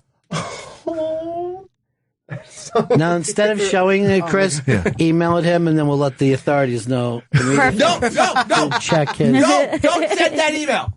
That is really hilarious. It's funny how much your hair is exactly the same now. Right. That is so goddamn funny.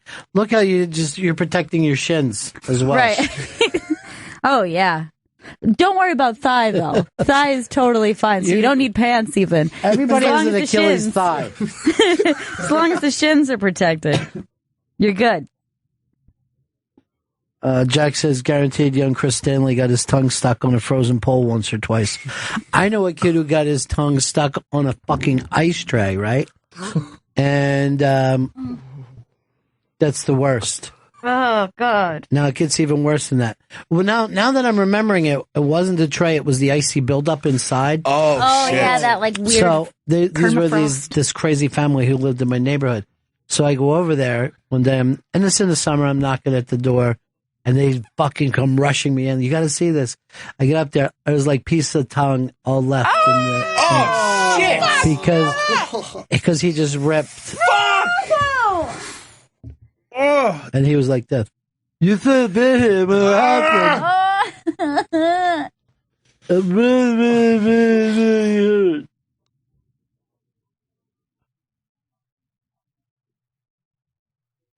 Ezra says, is Gail the voice of Kenny Allen? No.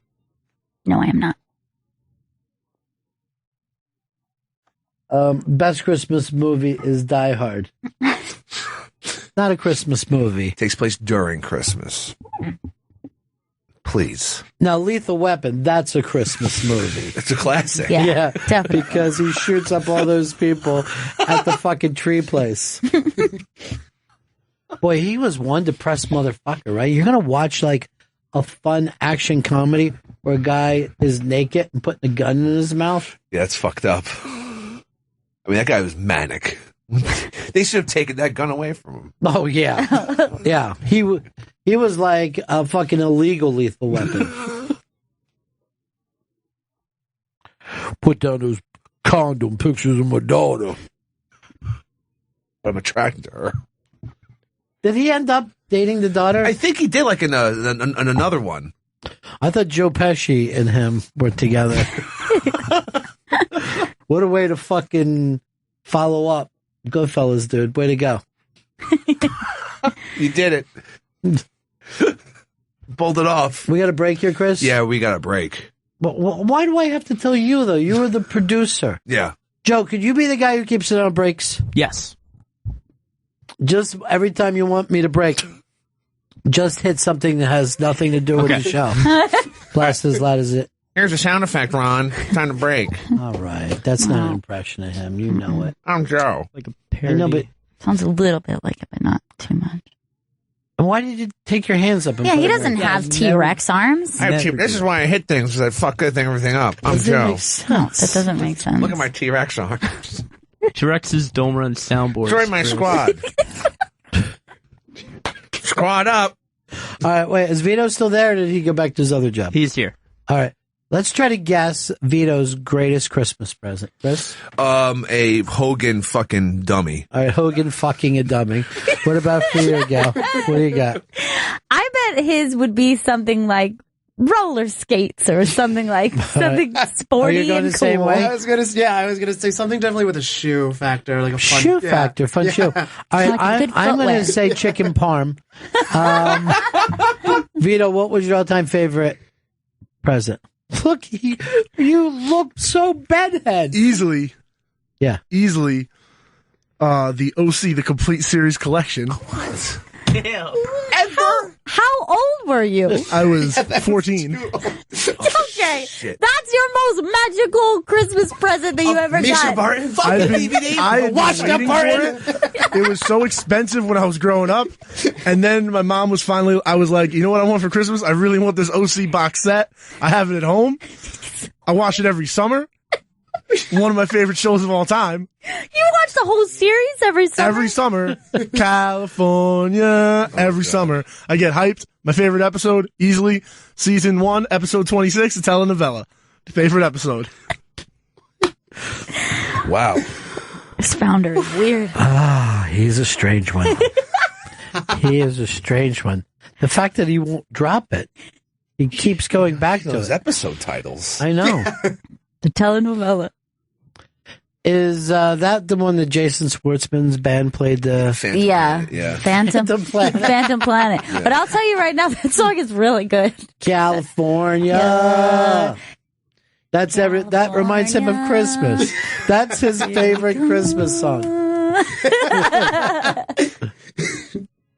That's a perfect TV hook right there. So good. What's worse is I didn't watch the show. I just like the song. That actually is worse. View us some DVDs you can borrow. Never seen an OC. Never will he let down his. I also have the individual. I have the individual seasons too. So if you want to borrow them for a little, you can. Why did you love that so much? I don't know. It hit me. That show got me at the right time. 14? Got no one at the right time. I watched it. I didn't watch it live. I watched it in I watched it in reruns. Oh God. You were better off with chicken parm. We got a break. Yeah. Chris has got to catch us up. This is on the day of the big interabang party. It's Bennington. It's the Bennington Show. The week before Christmas break. Although you can't tell here in New York City, it's about 700 degrees. It's crazy. This is the warmest Christmas on the East Coast I've ever seen in my life. I was just thinking, have we ever had anything even remotely as close to this as for a warm Only when I lived in Florida is the only time that I ever thought, oh, is this even Christmas? It's bizarre. Yeah. Well, I mean, what are you going to do? People download, Yeah. So that's it. It's all about downloading. Just download your Christmas. It's the cloud. It's in the cloud. Snowing I there. mean, in my day, it used to snow so much it was up to my neck. Of course, I was a baby. People forget that these high snows when they were really little. I just thought of the other greatest Christmas present of all time. During a Christmas blizzard, almost every kid on my block got walkie-talkies for Christmas. and we were able to talk to each other because we couldn't go out in the snow. Oh, yeah. And it was magical. And then you couldn't go all the way to the end of the block, but you could almost play telephone where you could send messages back and forth through walkie-talkies. That's the best. Yeah. That kind of stuff is the best when you're a kid. We have our own means of communication. Not only that, but I really did play some songs for people. I got a canteen once that I loved. Oh, man, I had a canteen once, too. That's fucking fantastic. It's so awesome. You fill it up and take it everywhere with you. It's so cold because it's metal. It's a nice metal canteen. But you're like, yeah, luckily I have this canteen. Yeah. You suddenly act like you're, normally I had to go back in the house. Not now. I'm canteen boy. Just take a nice swing off this You're canteen. not even thirsty. It's just the fun of having a canteen. You just keep drinking water. When I was like 6 or 7, my uncle gave me a wood burning set. My parents were like, no, he's not going to sit there and burn up our furniture with it. He could write his name on stuff. Come on. My parents are like, what wooden toys do you believe this boy has? This isn't 1920. This goes up in the closet until you're ready for it. Which is you're never ready No, for by wood the time burning. you're old enough for a wood burning set, you don't want one.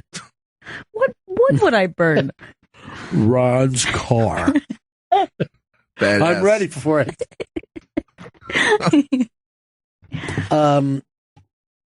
But you got to make the best of it. That's what I always like to say.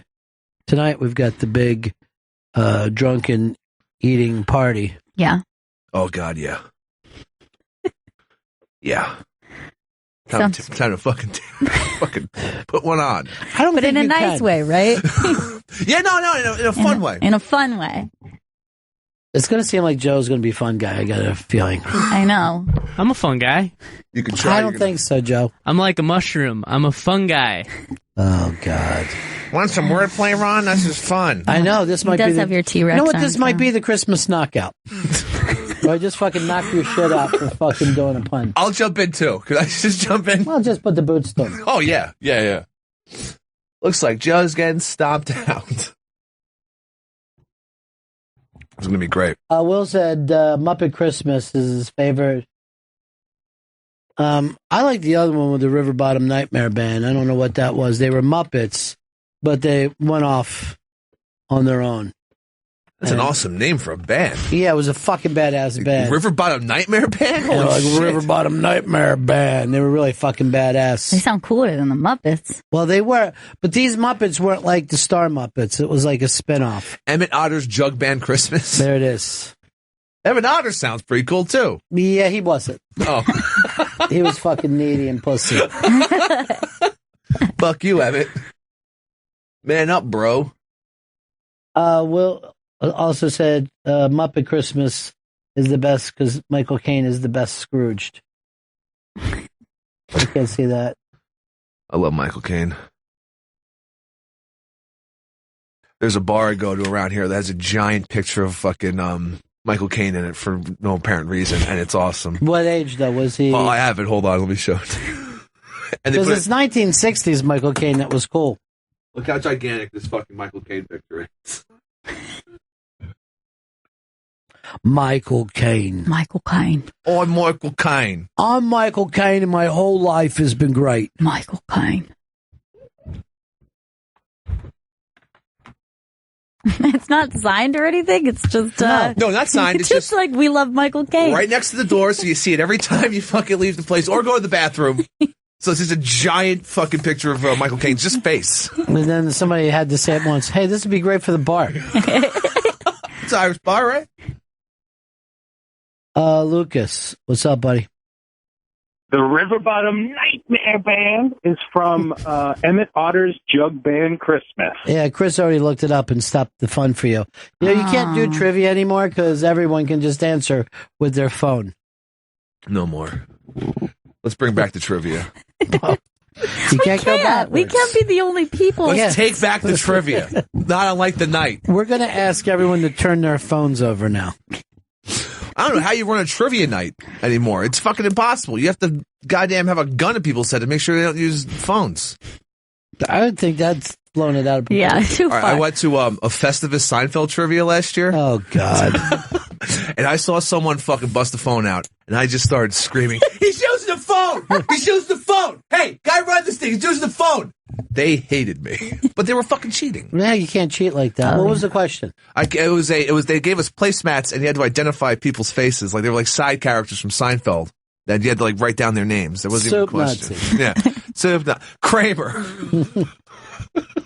That would be Elaine. Oh, damn it. Just get them mixed up. I went to a fucking OC trivia contest. Some big Italian kid fucking crushed it all night. He knew everything. Oh, yeah. Can I ask you questions about telenovela? I don't know. Season 1, episode 23? You would have been good with that. Does telenovela know Tila's fucking tequila or whatever her name is? I hope so. Be sexy. Look who it is. It's Jeffrey Garion. Oh. Ronnie B, what's up, man? Jeffrey, these are not the shits. These are not the shirts, Jeffrey. These are not the shits. These are not the shits. Jeffrey, what are you up to today? All I know is it's fucking summer out. Is Hanukkah over yet, Jeffrey? Yeah, it ended Sunday. This is the quietest Hanukkah season I've ever seen in my life. I know. It's the longest or the warmest, did you say? Well, it's the quietest. It's like it didn't even, people didn't get fired up for it this year. Well, it's not really a wild holiday. What is your big holiday? Jews are not really out wilding. Yeah. During Hanukkah. Yeah. They're not really out wilding during any of the holidays. They're all kind of low key. Every holiday is low key. Yeah, especially what they call the high holidays, when you're supposed to get high. You know, Rosh Hashanah and Yom Kippur. Yeah, I'm not. When do those hit? When do those come in? Usually, well, they're never the same time. They're usually around October. They're either late or early. Jews can never make plans. I know one thing: you can always get every year. You can always get a cab during those holidays. Oh yeah, exactly. Exactly. I'm just tripping out on all your references. I haven't thought about a canteen in fucking years. Isn't it an amazing thing to think about a canteen when you were a kid? Canteen. You just felt like you were like Davy Crockett, man, with a canteen. You know? It's an amazing experience to head out into the woods with your canteen. Still can see the fucking house from where you live. Right, exactly. Even if you lived in the Bronx, a canteen was exciting, man. You go to the park and you climb the rocks, and it was unbelievable. Yeah, you don't have to go and look for water anywhere. You got it right there in your canteen. Take a little pull off your canteen. Yeah. Right, because there were hardly any water fountains in the Bronx in those days. No. Well, that was before water came to the Bronx, I think. When did pizza come to the Bronx, That was Jeffrey? just before pizza came. And they started with water. There had never been water in the Bronx before. Jeffrey told us before that he had the first slice of pizza ever delivered into the Bronx. Right. I remember the first pizza shop that opened on Tremont Avenue. There had never been pizza before.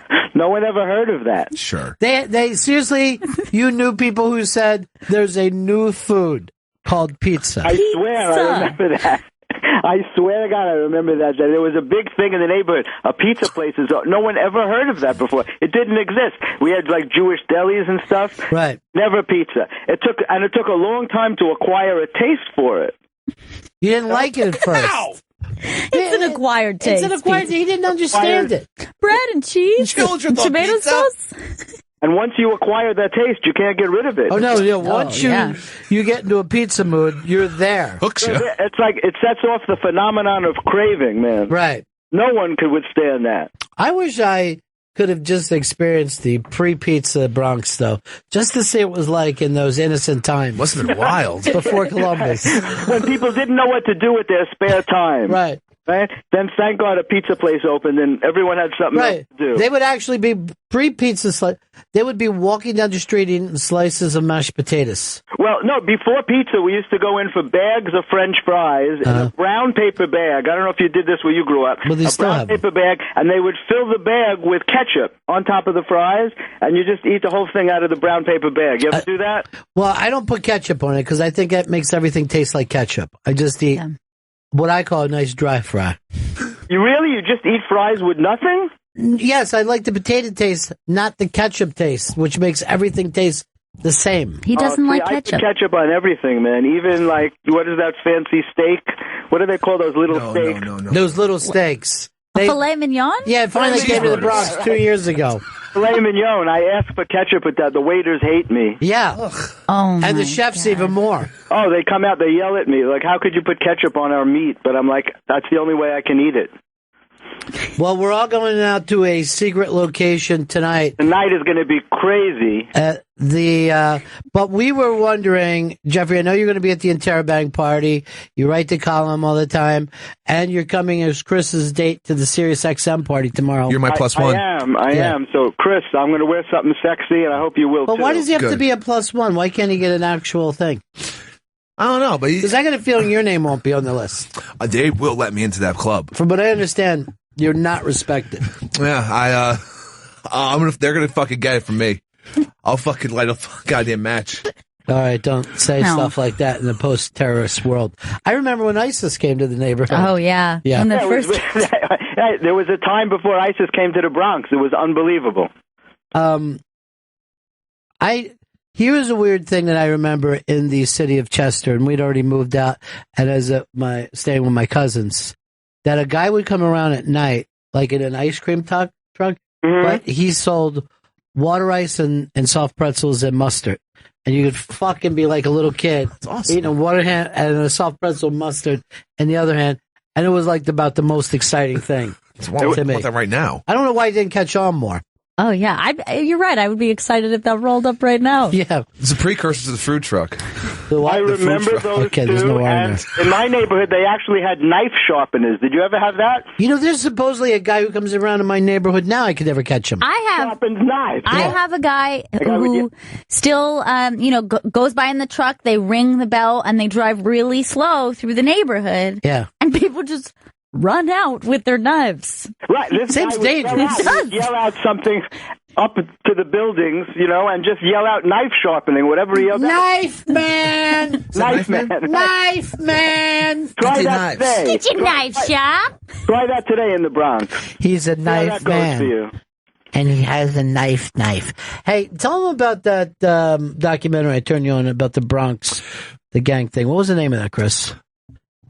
The Rubble Kings. Yeah, you got to watch this, Jeffrey. Yeah. It's called The Rubble Kings, and it's about the amount of gangs that were in the Bronx, probably from the 50s to the 80s. Yeah, there was an amazing amount. The Fordham Baldies used to come and hang out around Hope Park on Fordham They Road. were in that movie. What's the name of that movie? The name of The Wanderers. Yeah, The Wanderers. Yeah, The Fordham who is Baldies were it? in I think that. Dice, was Dice in that movie? No, but that's racist to even say so. It was racist? Yeah. You know me. I always say something racist. But no, Dice wasn't in that. He just talks like them. He's just a little jacket. Yeah. There were some well-known people in The Wanderers. Who was in that? Do you remember? You would remember. You probably Well, remember Kinnison was in it. Carrot Top was in another one of the gang.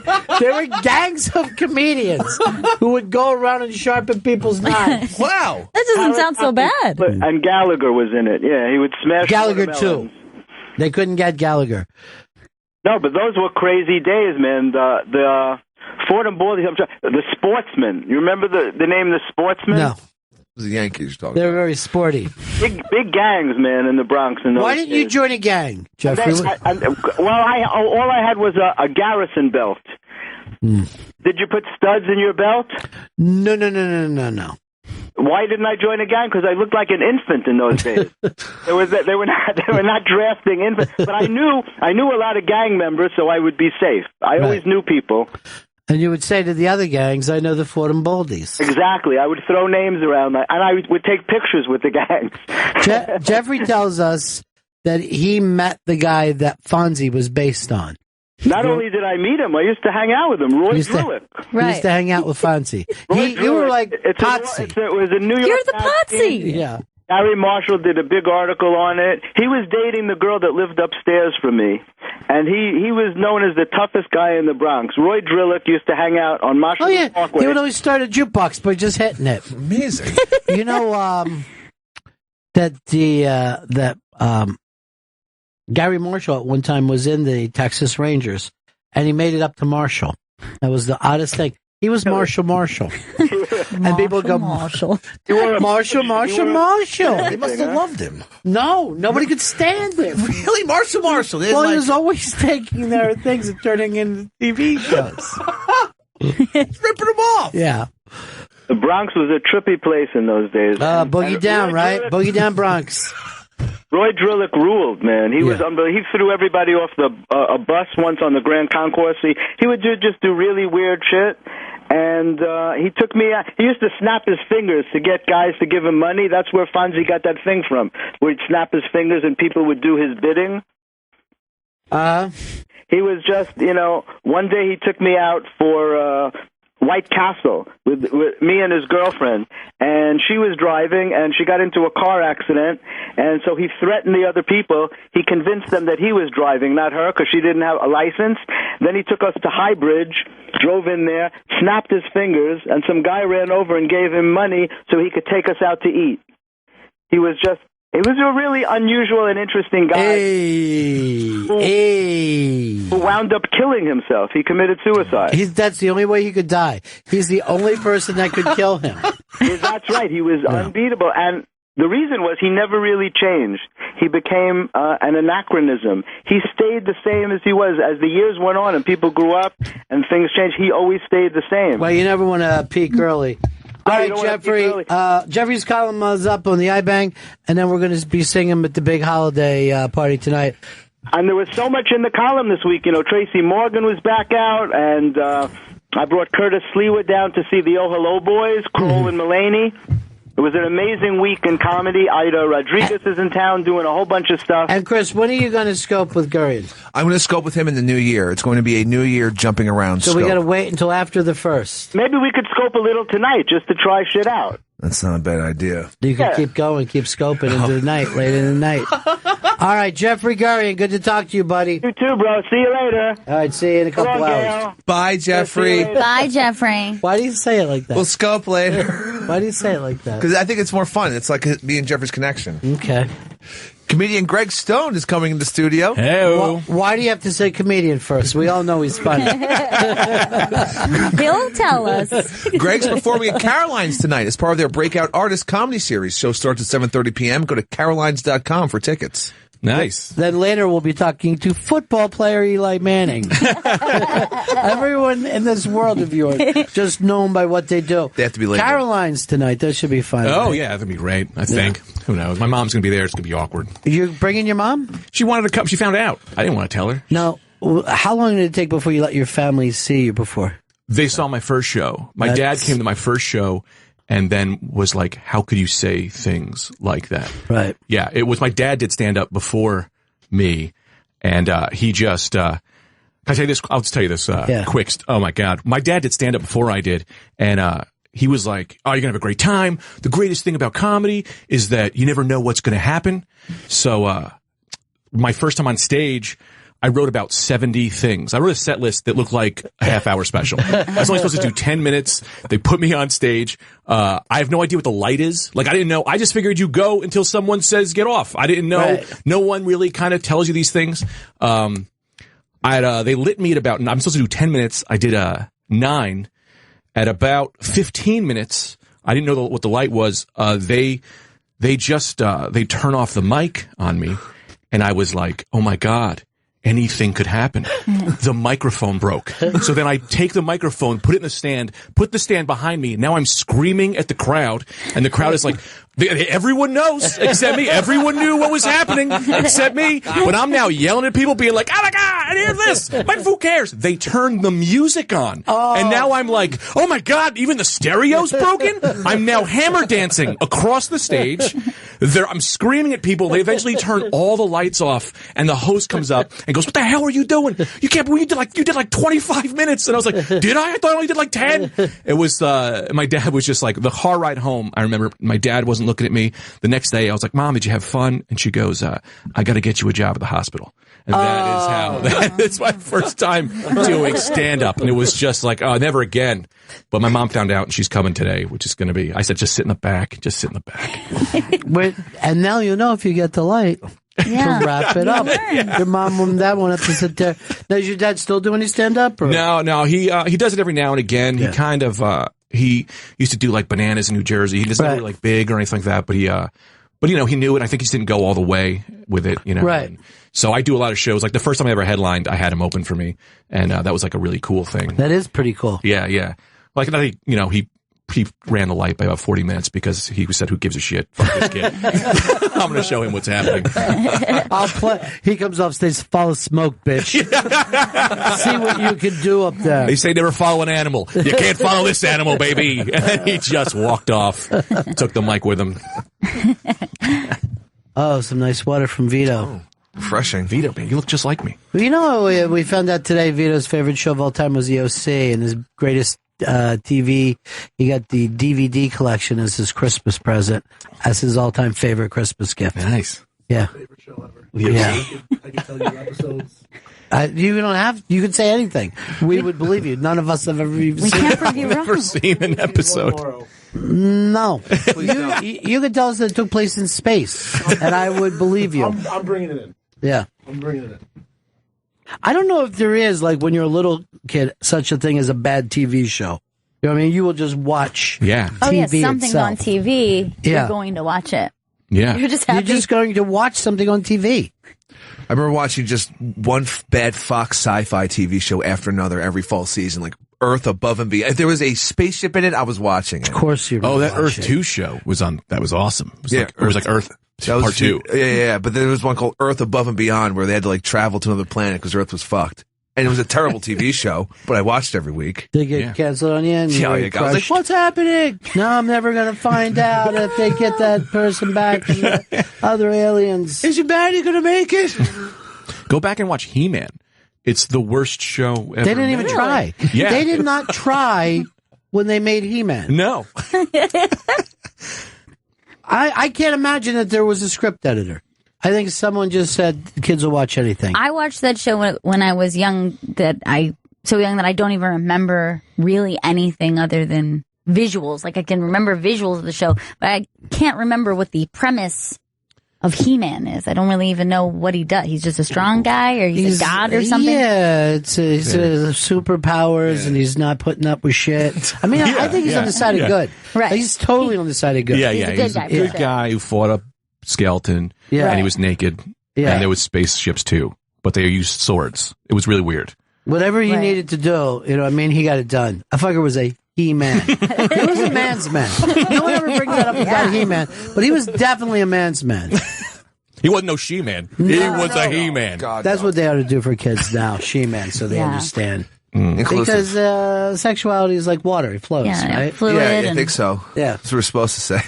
It's fluid. It's fluid. Like some days you're He-Man and then some days you're not. Yeah. It's fine. It's fine. Do whatever you want to do. We accept you. Right. We beat AIDS. Yeah. Charlie Sheen looks fucking great right now. And he's got HIV. No one's even nervous about him. I remember when Magic got fucking AIDS, we all started crying.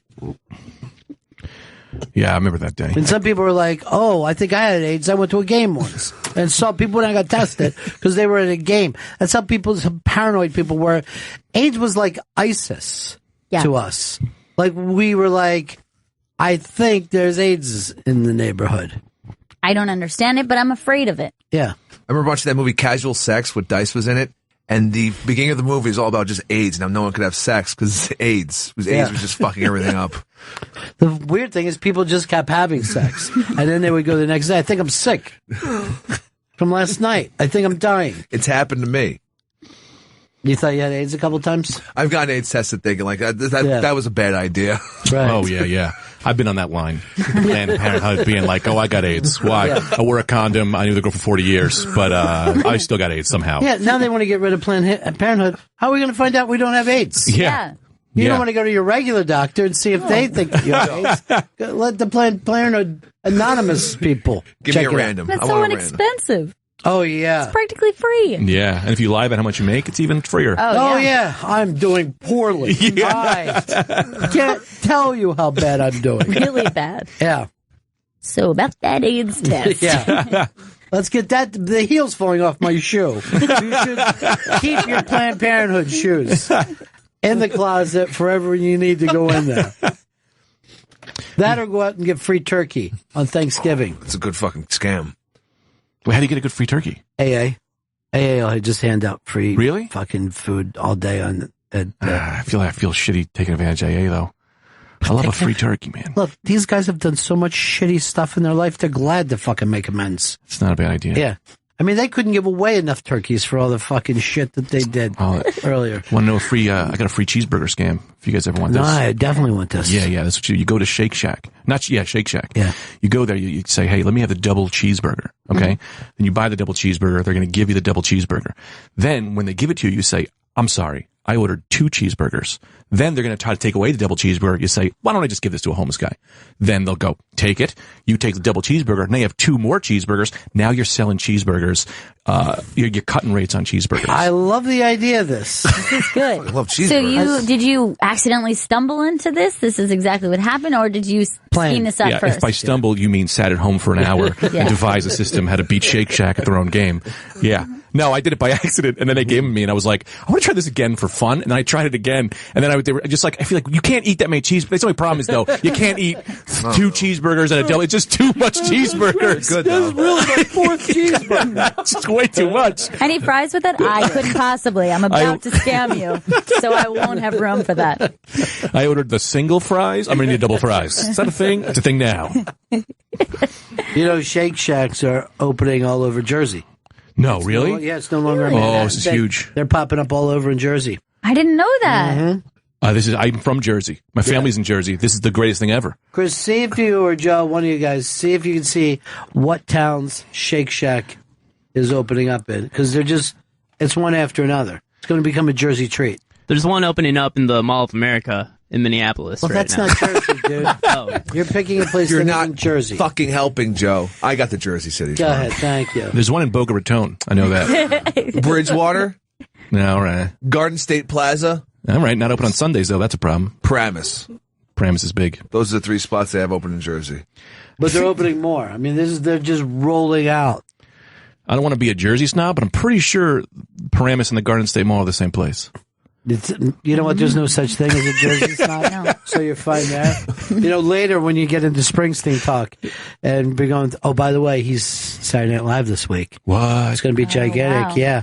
And Tina and the other one. Amy. Yeah, Tina and Amy. Are double together. hosting. Yeah, has anyone ever double hosted before? I feel like this is a first. I don't remember anyone ever doing that. All right, wait. Now I'm just sitting here thinking back.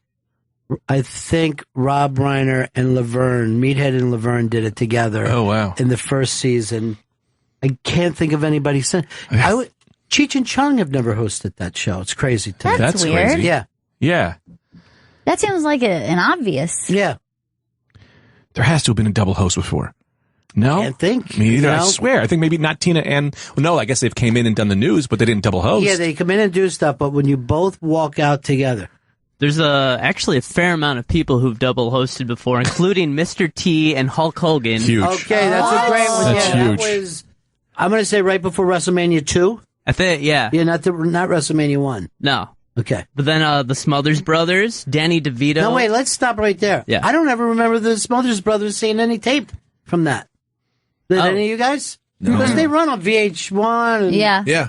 I don't remember seeing that ever. Well. You don't have to prove Yeah, prove you don't it. have to. Yeah, don't be nervous. It's not your fault. This is us talking. Yeah, this is just a conversation. Yeah, you're not losing a sale. You're not in trouble. You guys still like SNL, right? I'm walking on this. I'm walking. I can't deal with it. Watch this week. It'll be great. Who else? Peter Cook and Dudley Moore. I don't remember that either. Dudley Moore, Peter Cook was his partner before he came to America and got so big. What year did this take place? It doesn't have the year right here, but most of them are. The last one before this one was Mary-Kate and Ashley Olsen in the 2000s. I now feel like I've never seen Saturday Night Live. Yeah. I don't remember the Olsens doing I this can't show. picture 2 people on the stage, like 2 hostesses on the stage at once. 2 hostesses? It's 2 hostesses. With the Moses's? They should do. was in 82. They should do a Van Damme thing. You know when they have like Van Damme was in he was like twin brothers, like do like a host where it's the same actor, but he's coming out together with himself, like a mirror situation. That'd be fun. You know, the amount of times I've watched Van Damme movies, I'm like, oh man, let's watch this. It's so bad it's good. But instead, I'm just really thinking, this is good. This is actually good. Yeah, he is fighting people. Did you see the commercial with the split? And what a treat. What a treat for America. Love when he does a split. Chris of Philly. Hey, guys, I apologize if you mentioned this, but Alec Baldwin and Kim Basinger hosted for the brief time they were married. They hosted the You know show why together. I remember that? Because in Jay Moore's book, he talked about that. Oh. Because he tackled Farley in front of them. And then Farley stayed mad for years. Mark in Buffalo. Yeah, I just wanted to mention that I think it was what's her name, Nick Lachey and Jessica Simpson. I don't believe this. I don't believe this one at all. Yeah, it happened. This one's going to really surprise you guys, but Joe Montana and Walter Payton hosted together in the 80s. Oh, that's big. That sounds like the greatest show of all time. Yeah, here. right? Well, Joe Montana is so funny. Well, yeah, I mean, it's the SNL show with the most total offense of any other show. All right, there is Nick Lachey and Jessica Simpson. I can't believe that. All right, here's where I think they're making a huge branding mistake. The way they're standing, if you put up the name, that's Jessica Simpson and Nick Lachey. It's going the exact opposite of what they were doing, Yeah. you know, in their show. Do a flip around. No one ever brings this up, but she was very attractive. Yeah, a lot of people talk about it. Now I think about it, How yeah. did everybody miss that? Yeah. She was very attractive. I bet if she was here, I'd be like, you know, you're all right. You are You're not. okay. Seriously, you're good looking. Don't ever fight yourself on that. Doesn't matter how stupid you are. There was such a short window, too, where she was even available because she went, before she was with Nick, she was dating her dad. So that was a very short window that you could even get her. She went from her dad to Nick Lachey to apparently everybody on Jackass, if you're to believe whatever the internet rumors are. And I never knew the internet to be wrong. Nope. About anything. They don't Spot on. tell a lie. That's how I found out that none of the Jews were downtown during 9/11. I found that out from the internet, that they all called in sick. The internet, apparently. Oh. What? Love the internet. So they knew. But that should be a great show this week. I like holiday shows anyway. I think it's a good idea. Who's on again? Who are we talking about? We're talking about Sorry. Mr. Bruce Springsteen as your musical guest. This is going to be big. You know you're from Jersey. Yeah, this is very exciting. That's a big thing. Yeah. In Jersey. He should be hosting it too. You can't just do he should host and perform. You know, when people do that, it seems like they're dropping the ball on one of the things, though. You know? I never like a double host in music. I never like it. You wanna- Even if they do a good job, Right. I still feel like, you could have thrown that to somebody else. What about JTT, though? When he does exactly. everybody gets so excited. I for still him. would rather, if you're going to I'm do over one. then- JTT. I'm over that dude. Why? I don't Because know. he broke up with his band? Yeah. That really pissed me off. You don't like his new. Does he have a new single? I don't think Sexy so. back. He takes 5 or 6 years off in between albums. Oh, you know what He's it like was? I 60 think now. there was a Justin Bieber song that I assumed was a JTT song, but it wasn't. Now, I don't know whether you saw this little Justin Bieber stuff in the paper today, but he's apparently with the oldest Kardashian woman. I don't know all their names. Courtney? The mom? Courtney. Yeah, she was with Courtney. Yeah, not the mom. That Oh, was okay. Because really she does big. things too, though. She likes to go in. She likes to go in. Which young. one? Courtney. Courtney. I love. How's she? She's pretty. She's brains or brawn. Yeah, He's so cute. He's a little young for me, but I'm kind of a cougar now. Now, apparently, this is because then Biebs, he puts something like Lordy or something on his Instagram, and that's what they call Courtney's ex-husband, his nickname Lord. So he's actually taunting this fucking dude. Oh my God. Why do they call him Lord? I don't know. I've never seen the show. Last night, I'm switching through, and they were having an episode, but from years ago, and it looked like they were living in a regular house when this started. It looked like they had a nice $500,000, $600,000 house. Like that is a pretty nice house. Oh yeah, but it wasn't a castle in the sky. What are you, some kind of human? Come on. And they were like wearing jeans and stuff, and Kim was amazingly thin. Amazingly thin. Really? Yeah. Greg Stone's in studio. He's performing right there. Hey, how you doing? He's performing at Caroline's tonight as part of the Breakout Artist Comedy Series. The show starts at 7:30 p.m. Go to carolines.com for tickets. And on Twitter, it's @GregStone_. You're breaking out, Greg. I'm telling you, this is big. This is big for me. Yeah. This is. Well, I want to check. I want to think about this, but Chris, on the who's going to have a big year next year, Greg Stone's name has been brought up, right? Yes, it has. Yeah, I'm pretty sure I brought it up. No, not you. This is was it a big name comedian? Yeah, someone brought up Greg. Yeah, all right, write down the comedian's name who brought him up. Grab the. You have to make sure you know. Probably could say was it like Louis or Burr, right? I would imagine it was one of those guys. Let's see. They come down to my podcast. It would really be great if it was those guys. How long are you writing this down? You don't have to put their middle name. Yeah. It's Don Castellopoulos. It's a very long name. That's fantastic. Oh, this is big. Oh, really? This is a big one. Oh, this was the thing that I don't get to see. Yeah. Oh, that's why I don't have it. Oh. Because it was going to come as a surprise to you. You want me to just tell you it's Jimmy Fallon? Jimmy Fallon Jimmy's always looking out for me, though. I helped his mom out once in the ER. I saw a show that they were doing last night. It was so good. He had Orson Welles on, and they were just they were playing ping pong, but with eggs. Oh my God! Orson? Yeah. How do you agree to that? Every hit is just it breaks. I made the greatest movie of all time. And now this. Jimmy, you're fantastic. Is this fun? Is this fun?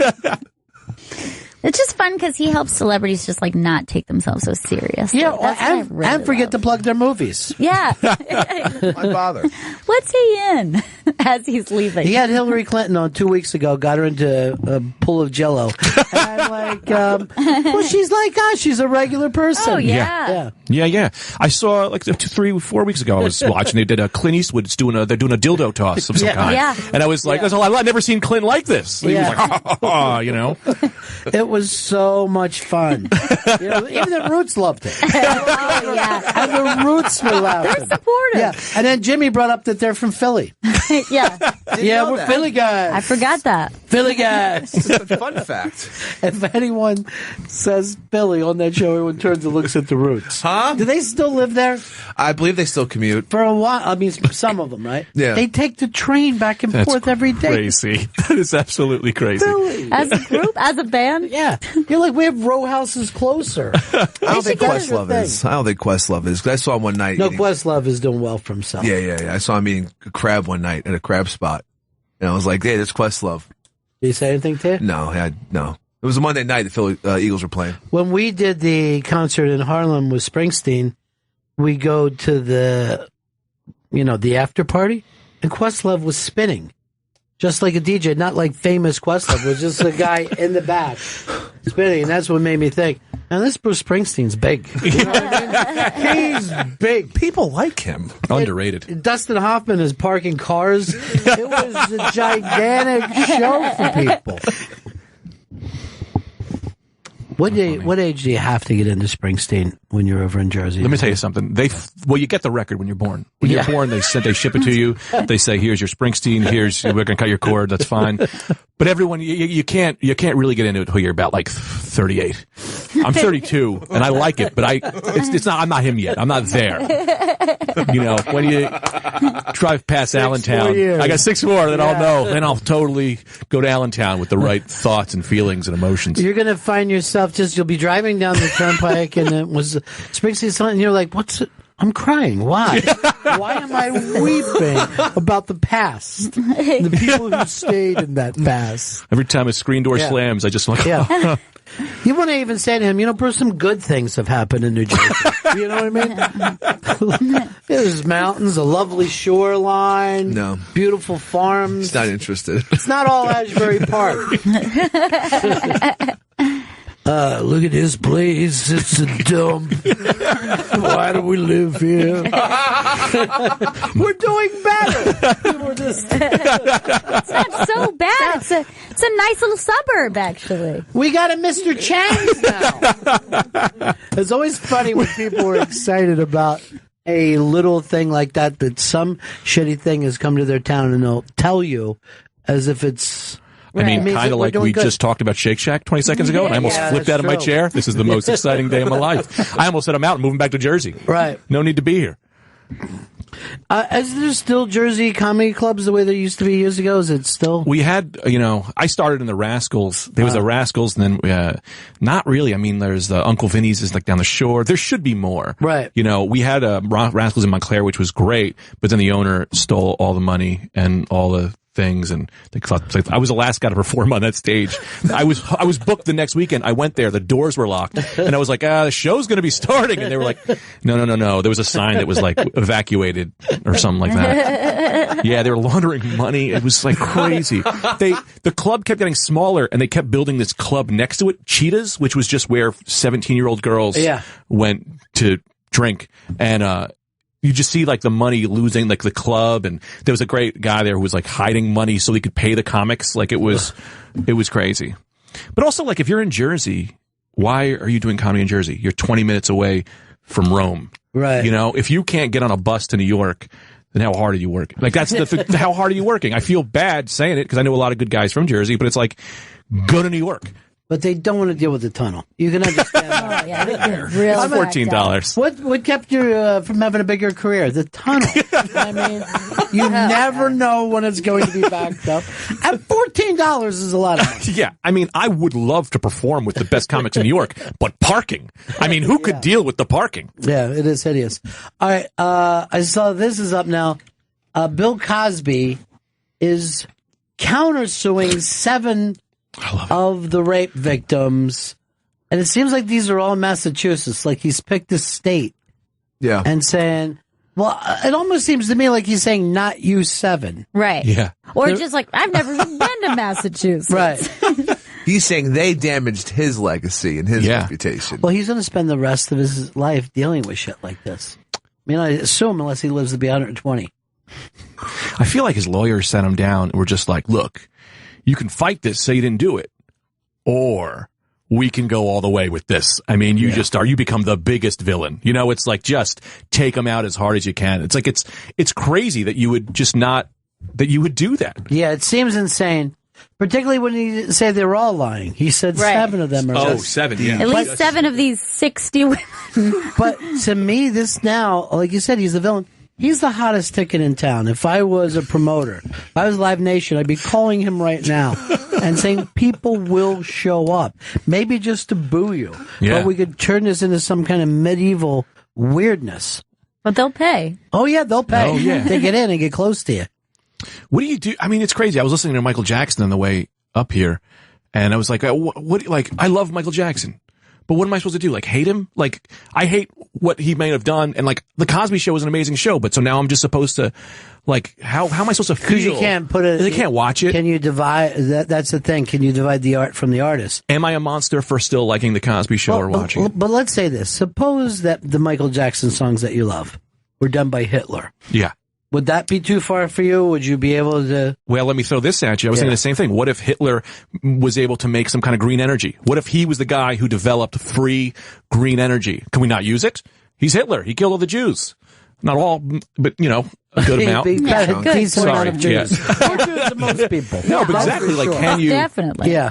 So you're saying if someone does something good, because there's a difference between green energy and listening to Off the Wall. Now, you know what I mean? Like one week would I would get it. Yeah. But for me, I only really truly love Little Michael Jackson, right? Of the Jackson 5. I think that's where he peaked. So the question is, if Baby Hitler was Baby Michael Jackson, oh God, he'd be so adorable. God, a little fucking mustache. Just doing ABC. But can we ever, like, if you just find out that, I don't know, Willem Dafoe is, did something. It didn't matter who it was. Yeah. I mean, could you watch a guy who I don't know, fucking hit his wife once. I mean, Brando supposedly hit his wife. You know? Yeah, Sean Connery has admitted. Sean Connery, supposedly just beat the shit out. Are we allowed to separate the artist from the artist? Well, I think there's something particularly hard about comedy and stand-up because that person is supposed to be themselves. So you're kind of buying into That's a good this one. is you, and I'm laughing as though we're friends, and you're saying things to me that are funny. Maybe that's why it's a little easier to do with a musician or even an actor. Because you haven't been telling the truth. Everything always shits on stand-up, though. When it gets back to the end of it, it's like it's still another thing that works against stand-up. Yeah. You know, stand-up is the only art form with, no, I don't want to hear it twice. Just once. Really funny and once. But people won't re-listen to Seinfeld's jokes, but they will rewatch Seinfeld apparently 4 or 5 times a day, the sitcom. That they're comfortable with. Right. But they would never watch the special over and over and over for 30 years. Regan I can do. Regan to me was always like a song. I like every time I watch Regan specials, I can watch him a million times because he's just like, it's fun to listen to. He brings fun. Who did I just hear rip off? Oh, I think it was Saturday Night Live. Did it just lifted a very famous Regan bit as if none of us had heard it before. Really? Do you remember what it was? No, it's not coming to me right now. I'll But it keep wa- looking to see if anyone else saw it. But it was. Oh, I know what it was. It was the bit where I said hello to the cab driver who... No, I said have a good flight to the cab driver. Oh, yeah, I said yeah. you too. That's a right? renowned bit. Yeah. And it got thrown in like one of the songs or something that they did. I remember it now. Yeah. And I'm like, fuck, dudes. Yeah. Do you remember LFO? They did that song, I Love Abercrombie and Fitch. Yeah. They had that one line where like, I'll steal your woman like I stole your bike. And I was like, that is a Beastie Boys song. Right. There's no way you didn't know that you didn't just steal that line from the Beastie Boys. And no one seemed to care. And I was the only guy with a sign, furious, standing out Well, you were the only to one train. who listened to both. This was very strange. Big diagram happening there. Yeah, I'm the overlap. The only the picture of you screaming. You gotta be kidding me! You gotta be kidding me! What are you talking about? Greg Stone's in studio. He's Yeah, performing. looking right on him, dude. He's performing tonight at Caroline's. This is going to be great. As part of their Breakout Artist Comedy Series. The show starts at 7:30 p.m. Go to carolines.com for tickets. And on Twitter, it's at @GregStone_. Yeah, I'm the only guy doing the underscore.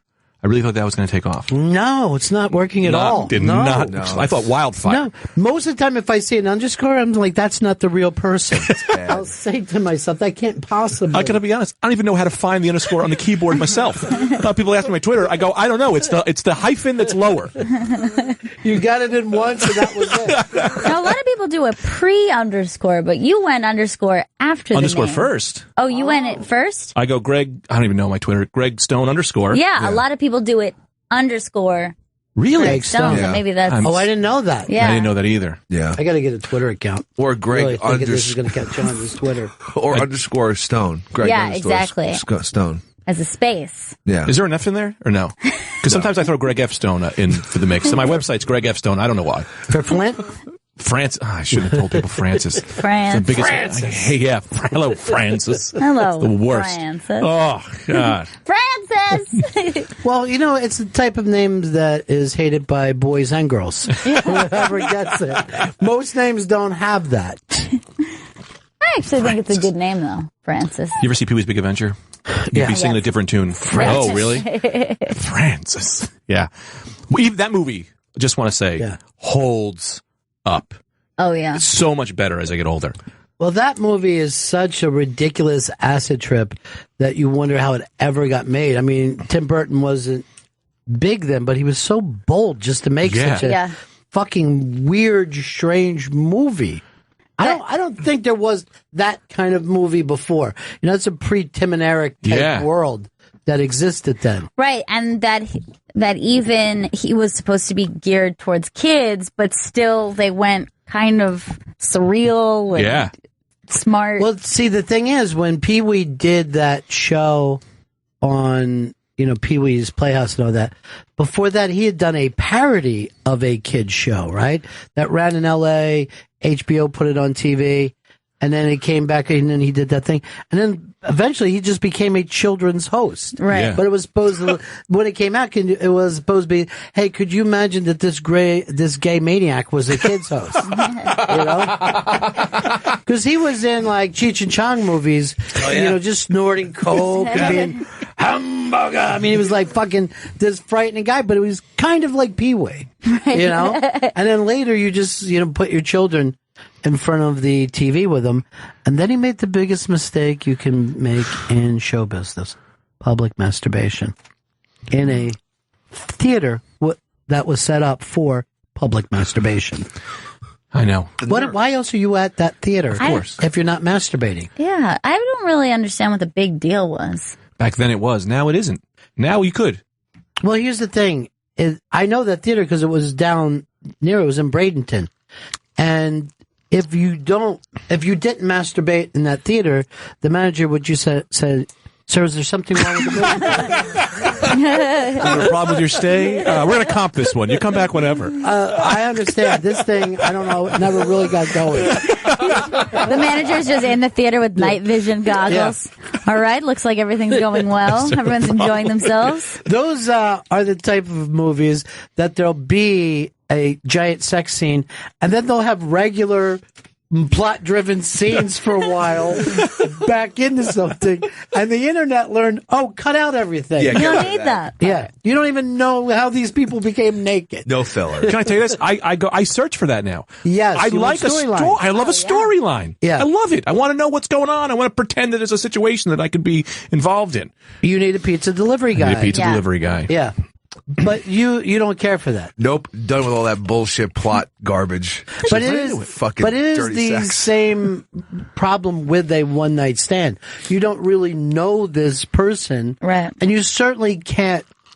You can't have the kind of unified sex that if you know each other for a while and have done it a little bit. So if you're just the type of guy who has one night stands and nothing else, you're just going through random bad sexes. Within 2 weeks, you guys would be way better at pulling this together. Now I got it. Yeah. Now I found that spot. But if not, a lot of times you just see a woman go, "What? What is he doing?" That must turn some other woman on, not me. Bizarre behavior. Yeah. But is there still those kind of places that people go to masturbate? There's many of those theaters left? I think there's a couple left. Like there's Jack Booth's.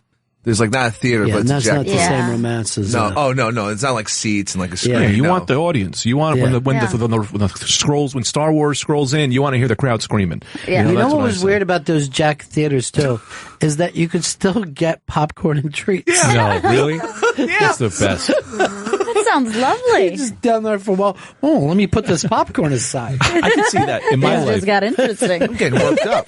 I can see that place having being the only place that sells my favorite candy. It's like, that little guy's got fast break. I gotta go in there.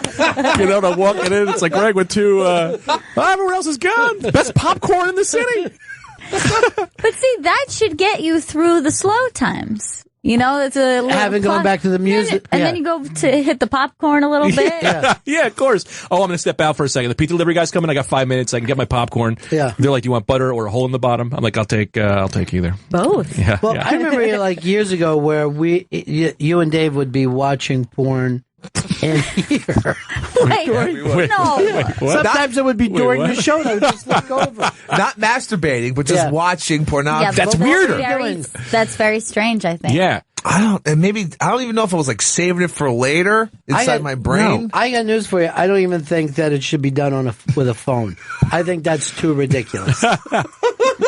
It's a tool. You can't carry a hammer around with nothing to hammer. You know, I mean, the phone is just the porn thing now. The porn fuck. It's the porn fuck. That's what a phone is now. Do you hold it or you prop it up somewhere where you can see it? Sometimes hold it and sometimes prop it. Depends on what's going on. Selfie stick.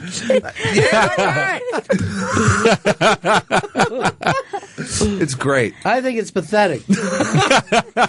I'm just done with sitting at a computer masturbating. But it's so tiny. The phone it's fun. No, the screens are big enough these days. If you think that's tiny, you should see the children he's looking at. No.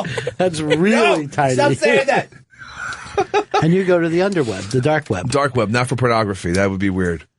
Did you even know about this dark web? Oh, I know about it, but what are you going into the dark web for? Well, there's, I found there's like a bunch of Star Wars leaks that I've read the entire script. Like, I know exactly what happens. If you say one more word, I will come over and I'll smash the screen. I'll never come back. I'll quit comedy. I'm going on Periscope. You're going to feel bad about one person dying. And that's Yep. I'm out of here. Someone. No, it's not Luke.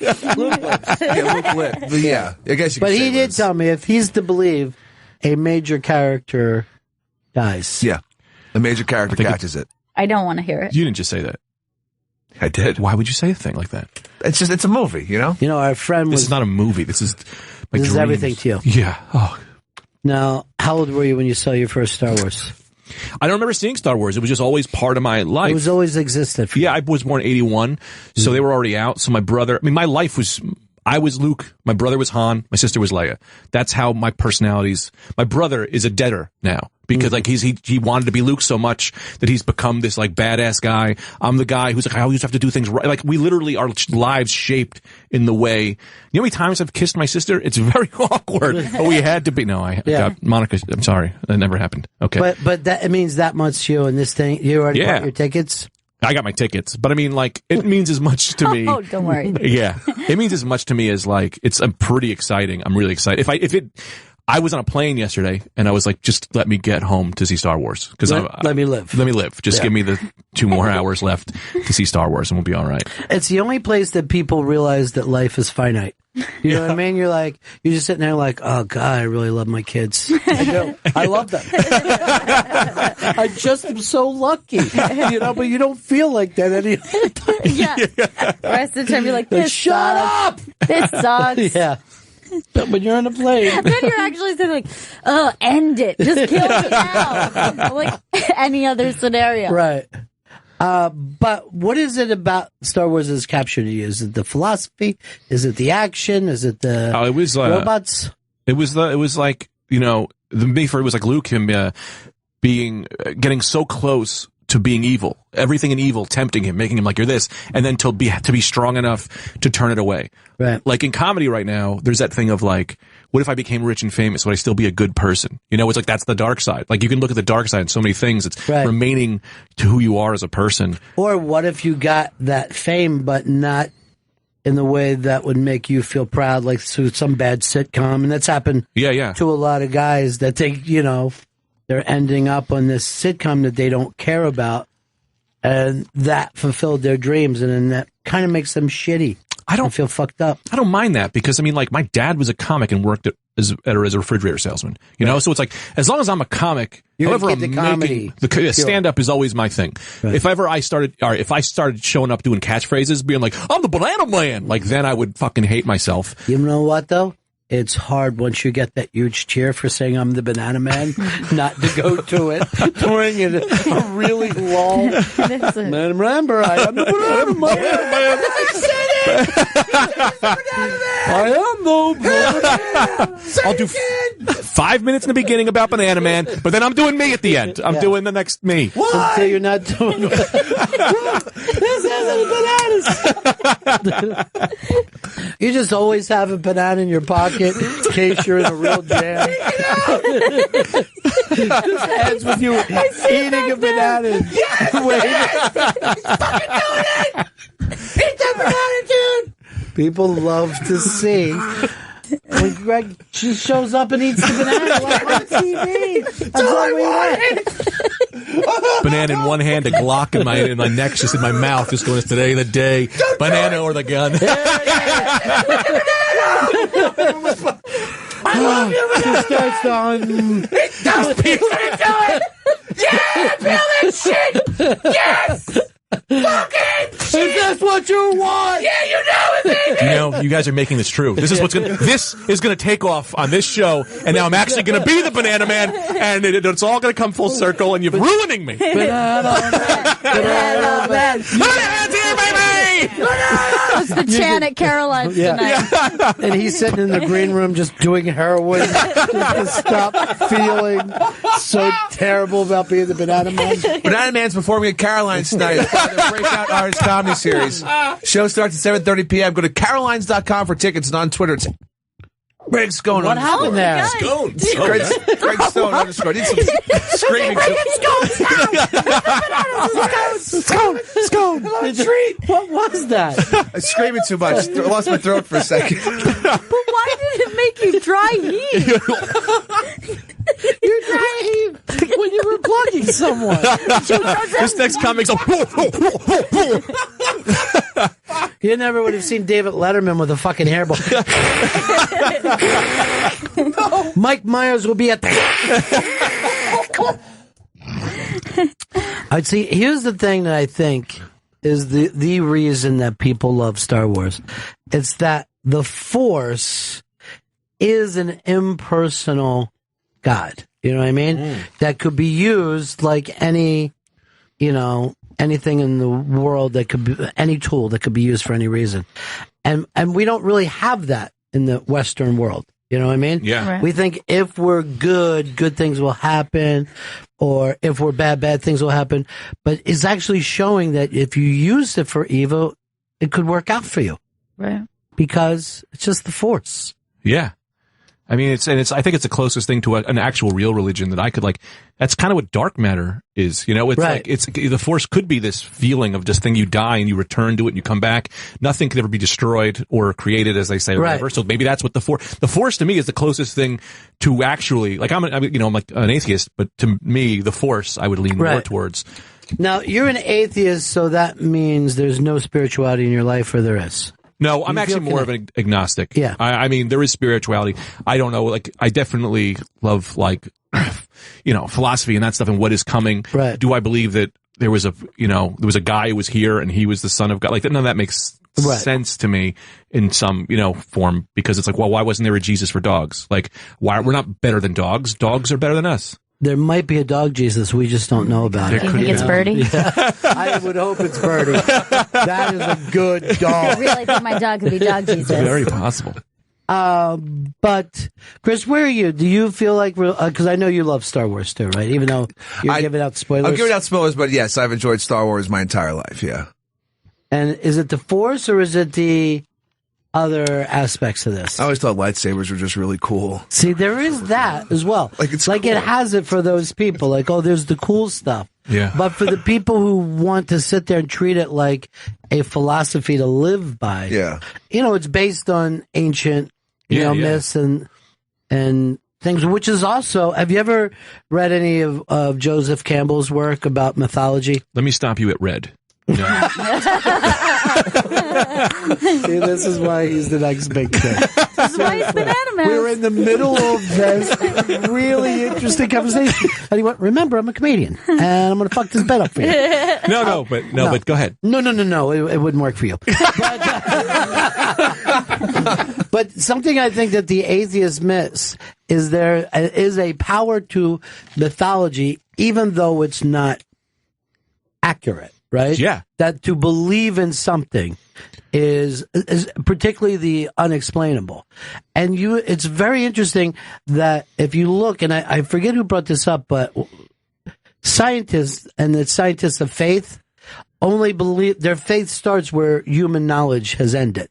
So at one point, it would have been, the moon isn't made out of cheese. God of the gaps. Yeah. Right. Yeah. As soon as they get to that point, they're like, must be a mysterious force out there. That is a loving God who loves us and will help us and not let us turn into nothing. Yeah. I also want to say, I do believe that people who, I don't believe, my dad is a huge Catholic and for him it works. And I think for him it's amazing. But I'm just to me, it's comfortable in the fact that there's no, everything, when I die, it's fine. Nothing happened. There's no test. I'm not working for anything. That to me is comforting. So I think I just like what I find to be comforting. Jesus could be real. All those things could be real. And if you pick the one you love, but for me, the fact that I don't have to be good or have to do anything, I can just do my best. And that's good enough makes me kind of feel comfortable. Well, it is, there is a lack of gratitude for this life sometimes if you keep looking for the future. Right. But if you really, even if it's just pure science, it's a miracle of some kind that here we are born. We used to be not exist. Yeah. Now we're tasting and seeing and listening and interacting and all the wonderful things.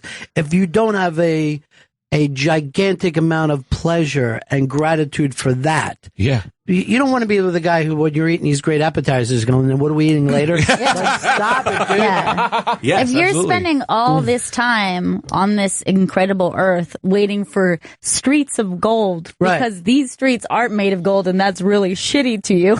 I'm still going to complain about potholes. Yeah. I'm still going to complain. These golden potholes. It's the exact same thing with comedy. I hate to get too serious, but the same thing with comedies. So many comedians I know who are just waiting to get their sitcom, and they're waiting to build their hour instead of being like, well, what about the show you're doing tonight? Right. Have the fun tonight. You know, it's like, I kind of got on tonight to promote this thing, but it's like, I would love, I'm so happy to be here. Right. We're here. We're having a great time. This is way better. The show tonight could bomb. Yeah. And I'd be like, it's like, we comics, they forget to stay in the moment and remember why you got into it, to make people laugh and that shit, not just to fucking have an hour. Sorry for the cursing. No, it is. No, she no, I just forget the This is word. my first time hearing it. I forget it's serious. I always think we're just on the regular. But here's always the thing. If you were in high school and someone said, oh, you're going to be headlining a New York club and you're on a radio show that day, you'd be like, what? Yeah. Fuck! Yeah, it's the best thing that could ever happen to anyone! But then you're like, there's better things, I'm not Jimmy Fallon. I don't have 5 nights of fans. And, you can always find something to bitch about. And you got to find the thing to be happy about. And comics do, though. That's the beauty of it. They will find something to go, this is not as good as I want. And Greg's performing at Caroline's tonight as part of their Breakout Artist Comedy Series that shows at 7:30 p.m. Go to carolines.com for tickets. At Greg Stone _ is on Twitter, and GregFStone.com for the rest of his dates. Good to see you again, buddy. Oh, thank you guys so much for having me. We're wrapping this one up. Such a Anything great we need to plug for tonight? We got the big interabang show tonight, Chris. The Christmas party. You going to be Mr. Fun or Joe? I'm going to be Mr. Fun. I'm going to bring the fucking fun so hard, no one's going to know what to do. Joe, who's going to be Mr. Fun? I'm going to be Mr. Bullshit. Fun. Maybe it's going to be a big twist, and maybe I'm going to be Mr. Fun. All right, there should be a prize tomorrow for who's ever Mr. Fun. Lock that prize up right now. And for what me. would you guys like the prize to be? Do you want time off? Do you want Chris's money? What do you want for Mr. Fun? Chris's money, yeah. Well, good Free luck pick from the Pretty Good Prize Closet. All right, free pick from the Pretty Good Prize Closet. I know that exactly I know you what I guys want. steal from anyway. I know exactly what I want. What do you want? There's a book signed by Kevorkian that he signed. Jack Kevorkian signed book. Yeah. That's actually too good. It has to be approved. Don't worry, he's not going to get it. I like your idea on that. What would you go for? Oh boy. There's a Call of the Wild. Call of the Wild. I mean, Into not the signed Wild or anything. sign. How did we Jack get London. Wild? Jack Well, London. it's on a summer reading list, so from the 1800s. Jack London signed book. Jack London's. It's like Call of the Wild. It's amazing. So good. Museum. Why is it up in our prize First edition. Chapter 3. Yeah, is what so is it good. that you want? I don't even know. I would have to take a There's gander. albums up there, and I know you're a vinyl person. I would love to look at the vinyl and have my pick. What's some of the vinyl? Oh, we have Willie Nelson signed vinyl. Like it. We have Rolling Stones signed vinyl. Okay, that might be too good. Yeah. Can I blow off my show? Come be Mr. Fun at this party. Oh yeah, you want to win big. You'd win easy, dude. Trust me. These are some dull people when we go out. That's literally why I have to ask, who's going to amuse me tonight? Who's going to make this not dead? It's going to be great. Dance, Jesters, dance. Was Gilbert was scoping his podcast dinner, and it looked like a place that you didn't want to be. So that's what I said. I got to make sure mine is a ball. What else is in there? We have vinyl.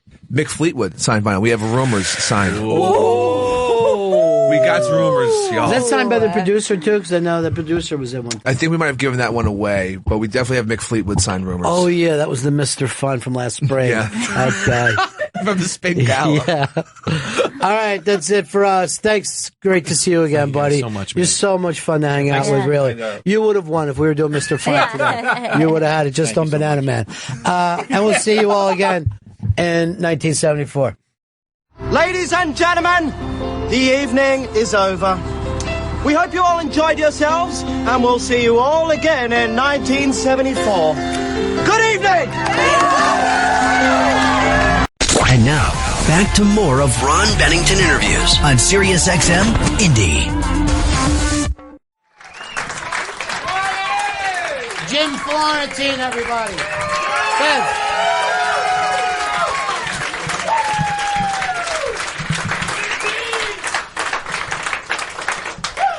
Well, it's great to have you here, dude. Thanks for having me. I appreciate it. Fez is a rock star. Well, he is. How do you follow that? Well, that's the thing.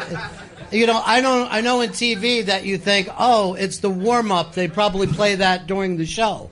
But in this case, no, we don't. So you opened up your interview making a reference that no one will understand as they're driving down the road. I'm just trying to kill time. I don't know if I got some good stories. So, which really is your career. Just trying to kill time. I'm one of those comics that when they tell you instead of doing 45 minutes, just do 30 tonight, I'm fucking ecstatic. I'm like, I know this shit barely works. Yeah. I don't need to keep doing it over and over again. Cut my time, please. So ambition has never played a big role. A little for you. bit. Sometimes I feel like, but other times, like if you can get a half day at work, 45 minutes instead of 30, who wouldn't take that? You're looking at your watch during a 45 minute. Maybe like at 18 you start eating a sandwich. I keep a little buzzer in my pocket when I'm up on stage. It buzzes like 10 minutes before my set. Some nights I'm up there and I'm like, I can't wait. When I feel that buzz, it's almost like I came in my pants. I'm like, I can't fucking wait to get out of here. Has there ever been a night where you did both? No, I did get a blowjob once. Well, not from the stage, but the girl said she would blow me. I said, right outside? She's like, yeah. And I went outside. She blew me in the parking lot.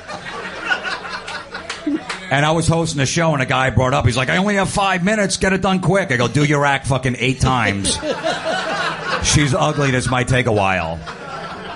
You know, I've done 100 of these interviews, and never before at my 5-minute mark have I heard, so I'm getting a blowjob right off stage.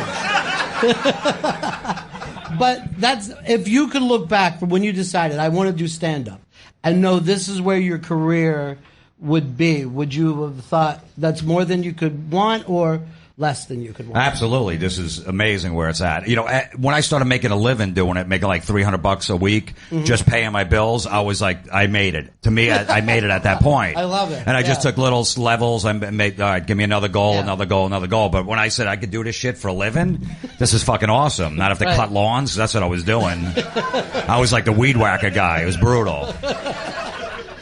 And how was that?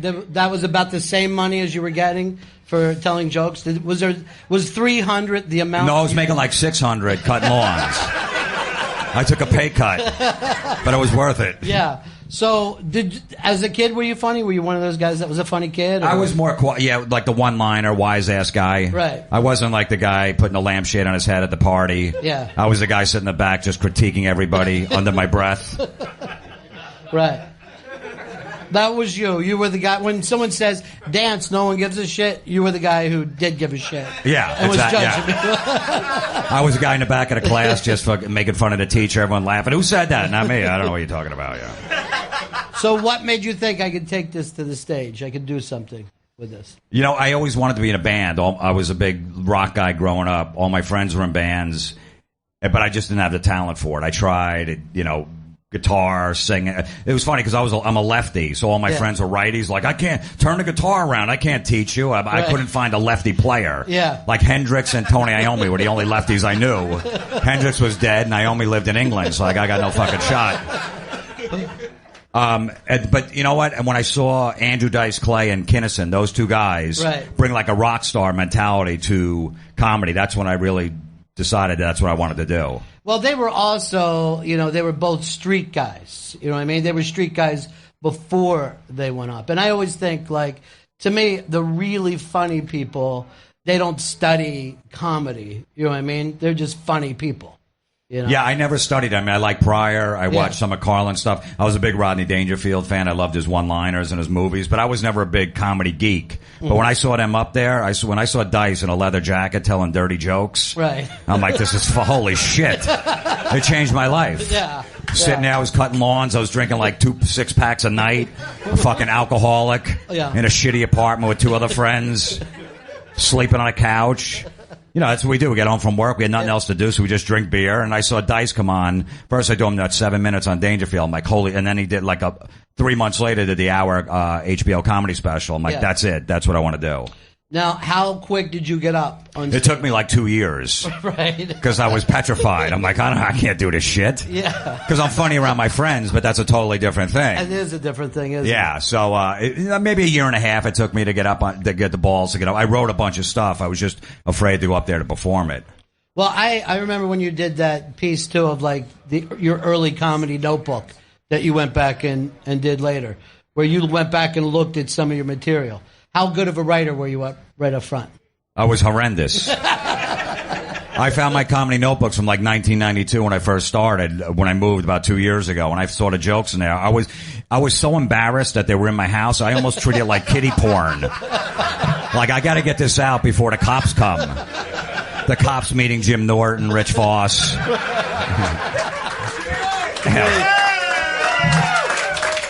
So, if there was anywhere that those guys could find those notebooks, your life would have been hell. It would have been hell. But I was doing those jokes on stage, a lot of them. Right. And I was bombing. Right. But for some reason, like a guy like Rich Voss was already established when I started. Bob Levy was another guy that was established.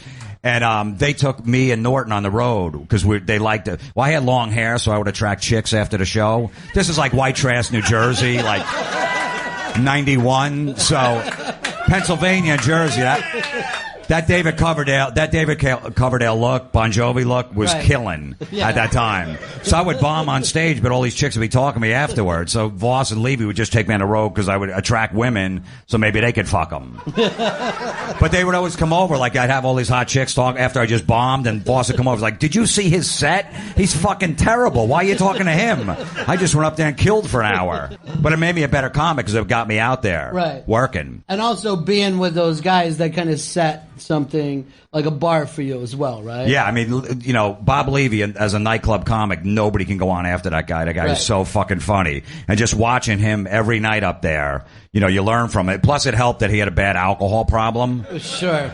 Because his wife didn't want him drinking and driving, so me and Norton had cars. So she's like, all right, you're on every gig with him. So that fucking... We cut our teeth because of Levy's alcohol problem. We were working like 5 nights a week. We were only doing comedy like a year. Because Levy had all these connections. I got to bring these guys. They suck, but they're going to drive me here.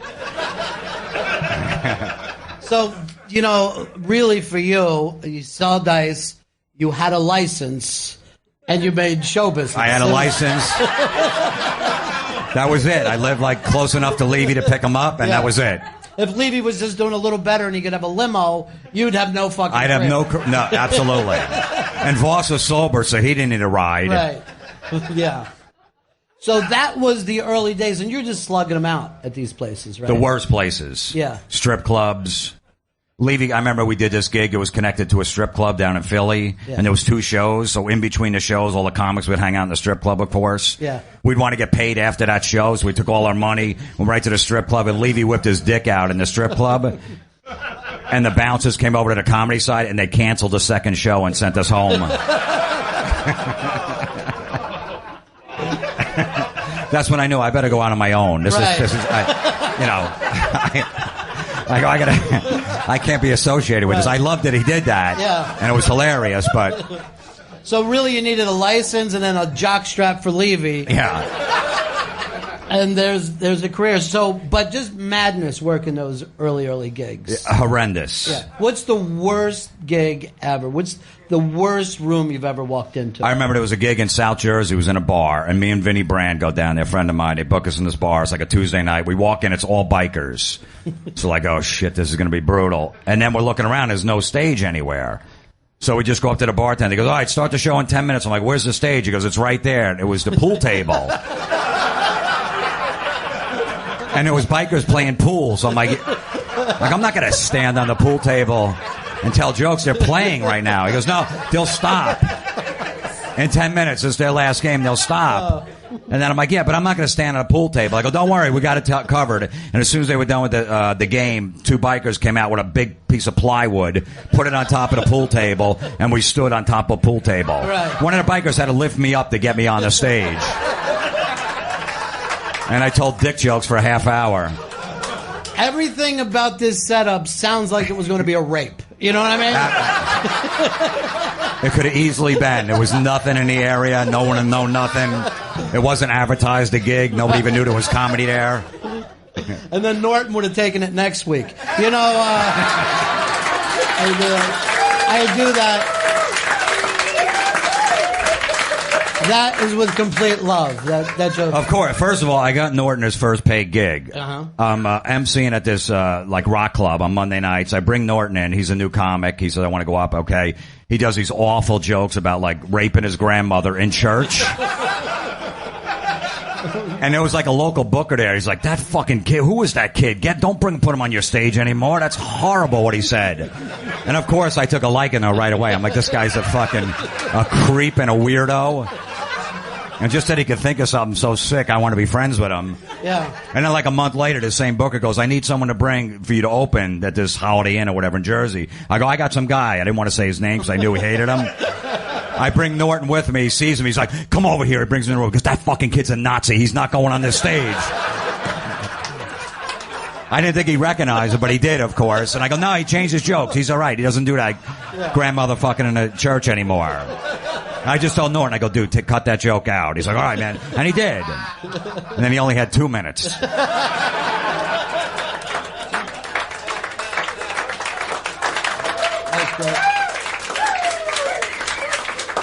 And see, here's the thing that always amazes me, is that to plenty of kids like today, you and Norton are the way that you guys looked at dice. You know what I mean? Like, I know that there's young guys out there going, these guys are doing it.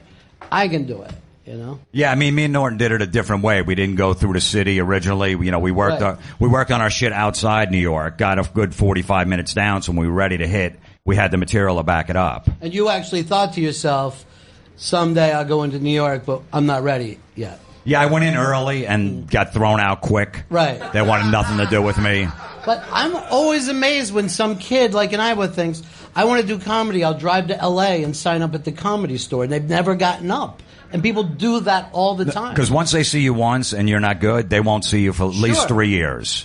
That's usually the rule of thumb, like 3 years. So don't go in too early but everyone thinks they're ready. Everybody thinks they could do an HBO special in the first year because everything they write is amazing. But it's weird. Like, no kid just thinks to himself, I want to play baseball. I'll drive to Yankee Stadium. Right. I got a bat. I'll just go up and knock on the door. Yet they do that with comedy all the time. And my first big break I got on MTV. There was a comedy show called Kamikaze. Sure. So I got picked for that, right? And the only reason I got picked for that is I went to a Caroline's Christmas party. And there was a comic named Rich Francesi that was around for a while and took a liking to me for some reason. So he introduces me to Don Jameson, who's one of my best friends now, that I didn't know he was working for MTV at the time, booking comics. So he goes over, because nobody wanted anything to do with me in New York. I couldn't get on stage. Everyone was like, who the fuck is that asshole with long hair? Get out of here. So he goes up to Don Jameson. He goes, hey, you should take a look at this guy. He's from New Jersey. He likes strippers and heavy metal. And Jameson's like, really? What's your name? We started talking. He goes, I'm going to come see you on Tuesday at the comic strip. We're looking for new guys. Like, okay. Tuesday came. I got the gig, and that's how I got on MTV, by being a scumbag from New Jersey that likes strippers and heavy metal.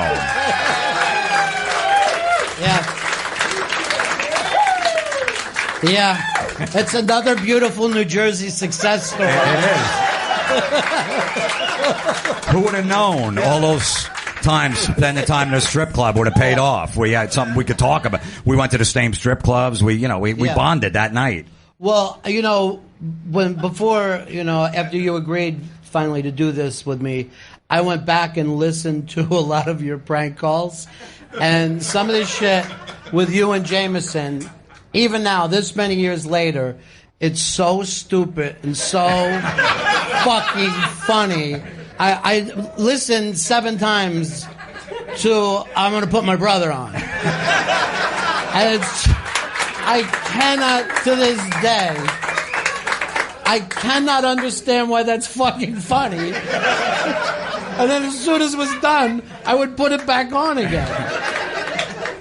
I don't know. Exactly. I just said, let's just do something silly. I remember doing that call. I remember me and James like, "Guy, what's an idea? What do you want to do?" And I'm like, you know what? Well, as soon as this woman asks for information or whatever, I'll just hand you, hold on, let me put my brother on the phone. And then you pass it back to me at some point. And we only have one phone, so I don't even know what's going on at the other end. We're recording on a cassette with a friggin'... It was so, yeah, and the first time, this is the only time we ever broke character because we were looking at each other and we started laughing halfway through. And then we started yelling at each other like a husband and wife. You just fucking broke character. No, you did. Why'd you smirk? So the next time I got it, someone calls back, let's do it back to back. So we're actually back to back so we didn't look at each other, handing the phone over each other's shoulders as we're doing that. And I could feel Jameson shaking his back like this because it was so silly. So were you guys living together then? No, we weren't, no. No, he would just come over. I'm like, hey, you doing anything? All right, let's just sit here and wait for the phone to ring. We had nothing going on. We had no girlfriends, no family, no life, nothing. Right. And it's hard to believe that's a fucking career move, you know? I mean, it really is funny as shit. No, that actually made... I remember doing the first time I did that special ed character. I remember because I was living with Jim Norton at the time, and he would come in at like 8 in the morning because he was out with prostitutes all night. Which there was one rule in the house: don't bring any hookers in the apartment. Well, you were strict. Yeah, I didn't want to cock block them, but I'm like, look, I don't know. They might steal my Metallica records. There's some rare ones I have. Safety first. So what Norton used to do, we used to pull up in the driveway and then put one of those friggin' white sun visor shields in the windshield and get blown in the car because he knew if you were on private property you couldn't get arrested by a cop with a prostitute in the car. He looked that up.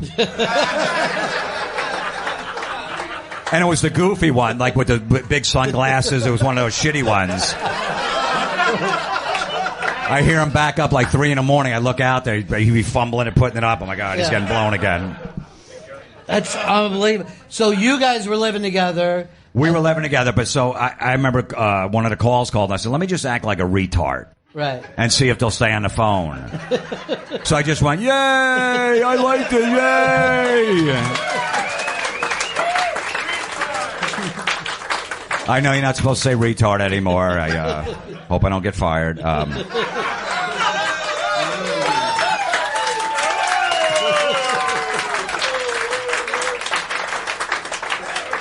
remember it was like a lemon. The woman wanted $25,000 from me to invest in something. I'm like, yeah, I got a lemonade stand. I just made 50 cents. Is that enough? And she stayed on the phone for 4 minutes. I'm like, holy shit, I might be onto something. I'm like, yay, I like lemonade, yay. And I remember Norton coming out of the room later in the day. He goes, that yay thing is going to fucking sweep the nation. And I'm like, no, nobody's going to like that. He goes, I'm telling you, I can't get it out of my head. It's driving me nuts. And he was right. Yeah. And so he was just listening from the other room. Just listening in the other room. And you weren't doing it to even record, just to fuck around? Or just to mess around. I wasn't even recording at this time. I was just doing it to amuse myself. And then Jameson was the one who told me, he said, you should start recording this shit. It's pretty funny. Yeah. So then I started recording it. And then I put a CD out of the calls, and I just said, I'll sell them after my show. I'll make $10, get my name out there, whatever. Mm-hmm. And Jameson knew Gary Delabate at the Stern Show. So he goes, I'm going to bring it up there. Maybe I'll play it on the air. So I went up there, and Gary's like, all business. He goes, hey, how you doing? All right. He goes, all right, look, if it's funny, we'll play it on the air. All right, thanks. Goodbye. So I'm like, all right, nope. That's never going to happen. The next morning, of course, I wake up at 11 o'clock in the morning. As a comic, I'm not up to see if he might play it on the radio. And my fucking phone is blown up, voicemails, everything. He's like, holy, he started playing, he played 4 tracks off it. He's going, who the fuck is this guy? This shit is amazing. And that's how I got on the Stern Show, and then I got the crank anchor shit from that. All right, so when you first did this, you had no idea that you were just selling it basically at my shows. At your shows. Make enough money for a lap dance, maybe. Yeah. Get my name out there. Now, did the people who were on the album know that they're on an album? Of course not. Okay. Why would I tell them? No, technically, when a telemarketer calls, if it's an incoming call, as long as you beep out their name and company, you're pretty much safe because they're calling you. So I made sure I did that. Right. You know, I was professional about it. Very responsible. I tried doing it in the beginning, and they were like, I don't care. Put me on. I'm quitting. This fucking job sucks anyway. I'll be out of here in a week. They didn't give a shit, so. Yeah, that's true. That actually is true. They don't care that much. But some of those calls, they're so desperate to just try to get to that sale that no matter what the hell is going on, if you keep saying no, stay on the line, they're like, okay. If you don't curse or tell me you don't want the product, they can't hang up because they got a supervisor listening. Right. So I knew that going in. So I'm like, no problem. I don't need to curse. And I'm just going to play like I'm a fucking idiot. Like, what is wrong with this guy? But he didn't tell me to fuck off, don't ever call again, so I might have a live one on the line. That was and it worked like a and my whole thing was, I'm just trying to get the information. I didn't know I'm not supposed to drown my grandfather in a tub. He won't shut up, so what am I supposed to do? Yeah. So at no point did anyone think I'm going to call the police, or it was just between... Oh, yeah, there was a lot of cops called, yeah. Cops came to my house a couple times. One, I said I killed this old woman, and I hit her with my car, and she's in the hospital. I'm going to go smother with a pillow. Why don't you call back in an hour? And 2 detectives showed up at my door. Yeah. Going, and they come upstairs and they start looking in rooms. I'm like, what are you doing? Like, there could be a dead woman in there. We don't know. And I'm like, I'm a comic. I was just doing these prank calls. And they're like, look, just do it, but just stop with this. He's like, why? I'm like, I don't know, it's just fun. I go, all right, sorry, I went over the line. I go, you guys will never hear from me again. Don't worry about it. 2 weeks later. And I don't know what I was thinking. Yeah. I told my girlfriend at the time, I go, just pretend like you're screaming in the background. She's like, why? What are you going to do? I go, no, I didn't want to tell her because I knew she was going to say no. And I had my buddy Chuck there, right? So the woman calls, you're screaming, he's yelling. She's like, what's going on? Is everything okay? I go, yeah, my friend's just giving my girlfriend a home abortion. It'll be okay. I had a vacuum going on in the background.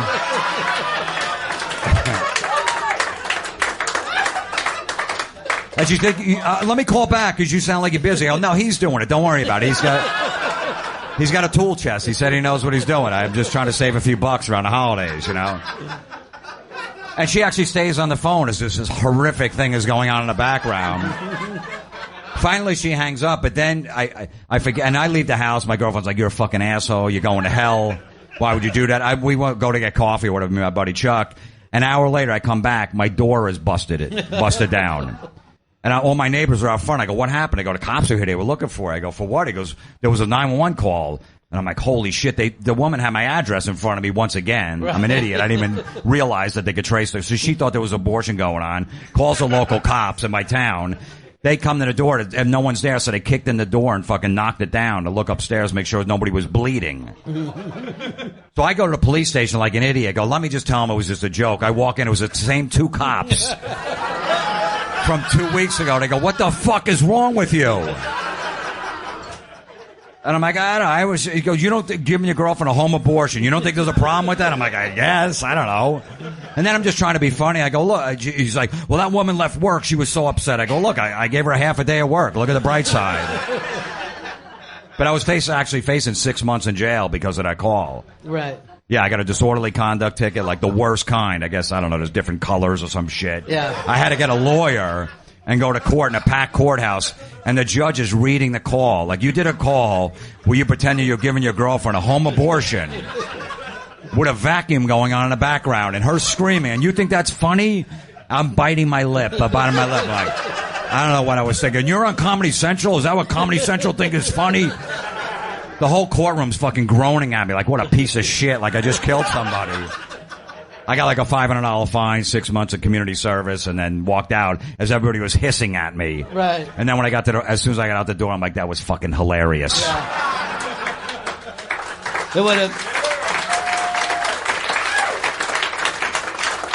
I think maybe a better payoff is if you had to do the 6 months and then fucking explain to everybody else. Yeah. You're in there with rapists, murderers, one prank caller. In the middle of everybody. It's so yeah, you're right. Crazy, man. So when Stern first plays it, is the first time really people get to hear the shit that you've been doing for a while, right? Yeah. And how did that change everything that was going on with you? Well, that was right at the point where Jack and the Joke Man left the show. Mhm. So they were starting to have unknown comics come in and sit in. There was guys like Doug Stanhope, Fitzsimmons, Artie Lang, me, Carolla, Kimmel. And I started sitting in and whatever. And next thing I know, I went from like doing shitty firehouses in Jersey to like doing improvs. Because he would just play. Well, no. I went to Pittsburgh this time. But just from him plugging the gigs. But what happened was like 6 months in, Kimmel and Carolla were doing a man show at the time, and they were starting up Crank Anchors, and they were looking for guys that did prank calls, and they heard my shit on the Stern show, got in touch with my manager, go, look, we want that guy on our show. They had no idea who I was. So this is... I was like the only unknown to get on that show, because they had some major stars on there. Tracy Morgan, Sarah Silverman, Attell, Dennis Leary, Chappelle, you know, so everybody was pretty much established at that point. But you were really on because they just loved some of these calls that they heard. They love the characters, yeah. They love the characters I was doing, the special ed, especially. I go, we're going to make a puppet out of this guy. I go, people are going to fucking hate this. I'm doing a retarded guy. How are they going to like it? They go, no, they're going to love it. I'm like, all right, whatever. You guys take the heat. And that was one of those things that happens where, you know, that show runs on TV, and a day or two later, all the kids in the country are doing that voice and getting in trouble in school for it. Yeah. Yeah. Because they're, and there was like, that's not funny. They're like, literally, we're yelling at kids what you're doing. You're saying something a professional comedian says, and that is not funny. You must stop that. I remember my manager at the time was managing Greg Giraldo too, and he's like, I don't know. He goes, 2-year-olds laugh at your humor. Why should I manage you? Greg's got a great career. He's doing the Tonight Show every 3 weeks. He's a smart comic, and my 2-year-old is laughing at your comedy. It really did hit, you know, kids. It's odd. Yeah. I mean, a lot of your fans could have never come and see you. Absolutely. Because they were in bed already by the time the show started. Absolutely. And I'll tell you, well, when it hit, what happened was there was one publicity photo I took with the puppet when they had the premiere. Standing next to the puppet. So now all of a sudden it's on the internet. So the Improv grabs that shot and puts it in front of their club and advertises on their website that I'm coming with a puppet. So there's lines of fucking kids with their parents outside these improvs thinking I'm going to do a puppet show. And I'm up there, and everyone's yelling and shit, like, all right, maybe a couple minutes they'll bring out the puppet. And I'm trying to, you know, it was almost like the Chappelle show with them yelling, Rick James, bitch. They're like, yay, I got man. I'm like, all right, I get it. And then finally people are like, where's the puppet? I go, there's no fucking puppet. I remember a guy like 60 years old in the front. He's like, where's the puppet? I go, dude, you're a fucking 60-year-old man. You really need a puppet up here? I go, close your eyes and I'll do the voice. But a lot of people were walking out of my shows because they really thought I'm up there making fun of the homeless, basically, like an opening bit. And people are like, oh, my God, I thought this was a puppet show. We want our money back. Right. So I probably lost like 30% of the crowd. But the 70% that came, like, oh, man, this is funny. So they dug it. But I definitely took a hit. And the improvs were freaking out. I go, it's your fucking fault. Put a different picture up there. I'm not doing a puppet show. I respect Otto and George, the late great Otto and George. You know, a great friend of mine, but I was never into the puppet stuff. But Otto was just on another level where it didn't matter. And he had that guy up, George up there, was fucking hilarious. So, but Eminem was the one who really put the show on the map. Eminem became a big fan of Crank Anchors. The first season nobody watched; it almost got canceled. And Eminem started watching the show, and then went on the MTV Movie Awards, and when he got his award, he did special ed the whole time. He's like, yay, oh, yay, you go ladies, like doing like a obscure call. And the next day, nobody knew what it was, like an Entertainment Tonight. Like, what was Eminem doing up there? Was he like doing like something to his friend back in Detroit or something like that? And then we found out he was a fan. He called, his manager called like 2 days later. He goes, Eminem wants to be on that show. It's his favorite show, and he wants that guy that does special ed in Detroit in his studio in 2 days to do calls with him. Because that was the only show him and his daughter watched.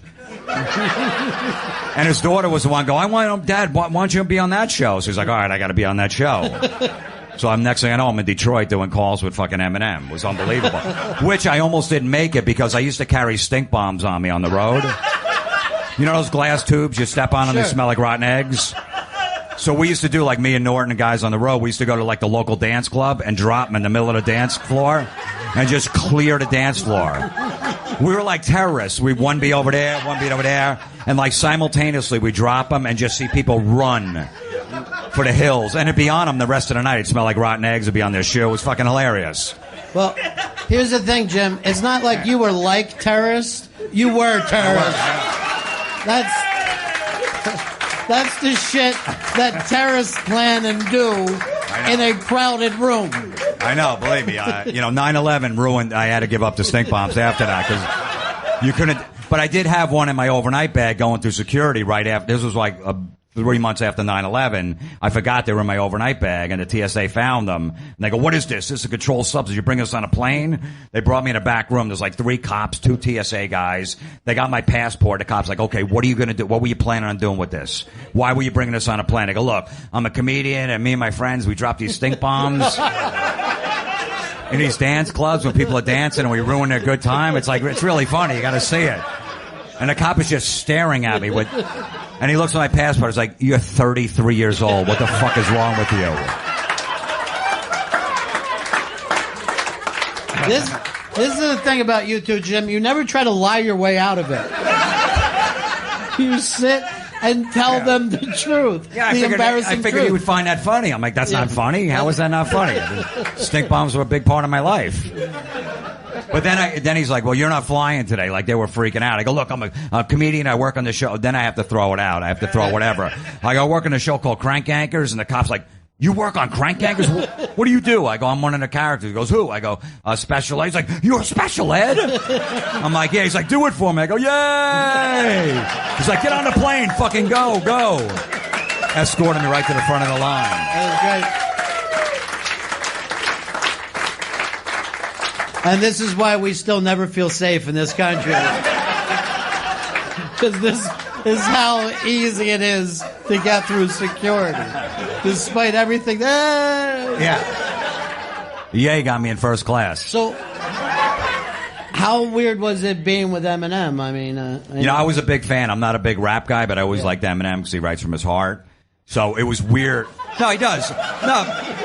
He doesn't do, I got my bling, I'm in the club, Right. I got my bitches, I got my hoes. Right. One song he writes about how much he hates his wife and he wants to kill her and chop her up and throw her off a cliff. And the next song he writes about how much he loves her. And anybody in a relationship can relate to both of those scenarios. So that's why I always liked them. Yeah. But I remember walking in a room and I see him like in the studio part. I'm already in there and I see him like, all right, he's just a person. Just relax. He's just... All right, and he walks in, he's like, the first thing he just looks at me, he's like, "I can't believe I'm in the room with Special Ed." That was the first thing he said. I'm like, likewise. Then we talked for like an hour, and we just made prank calls for like 6 hours.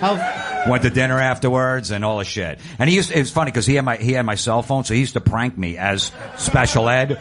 His name was Special M. I was Special Ed, he was Special M. But he would prank me like 3 times a week. But I knew how he did the voice, and I knew it was him. But I didn't want to let it on because I wanted him to keep calling me. I'm like, "Who is this? That's fucking terrible. You're the worst." But I knew it was Eminem because I knew the way he did it. I'm like, "Fuck, he's calling my phone. This is awesome." That's so great. So at this point, are you thinking, "I've made it. This is bigger than I could ever want. What's next?" Yeah, I mean, we did the music awards like 3 months after that. We did a whole bit. So stuff. Yeah, I mean, the career just started taking off from there. Then I got on Inside the NFL on HBO. I was a big football fan. Which is insane. Yeah. It's insane. And they weren't taking heat over the Special Ed character. It was like no one said, "Wait, the NFL has hooked up with the guy who does Special Ed." No, luckily this was before the Janet Jackson thing, the Super Bowl halftime show. That's when everything turned this country. Right. Basically, so it was before that. It was like 2005. I think that was 2006 when that happened, maybe, or I don't know, whatever it was. But it was before that, so it was flying under the radar, the Special Ed stuff. So luckily, and they didn't really look into it. They just said, "Look, we want some edgy comic to come on here and fuck with the football players." And I was a big Dan Marino fan, so to work with Marino was fucking awesome. So what was the coolest stuff you got to do on that show? I actually got to go to Marino's house to do a bit. when Ricky Williams, I don't know if you guys remember, Ricky Williams quit football to go smoke pot with Lenny Kravitz.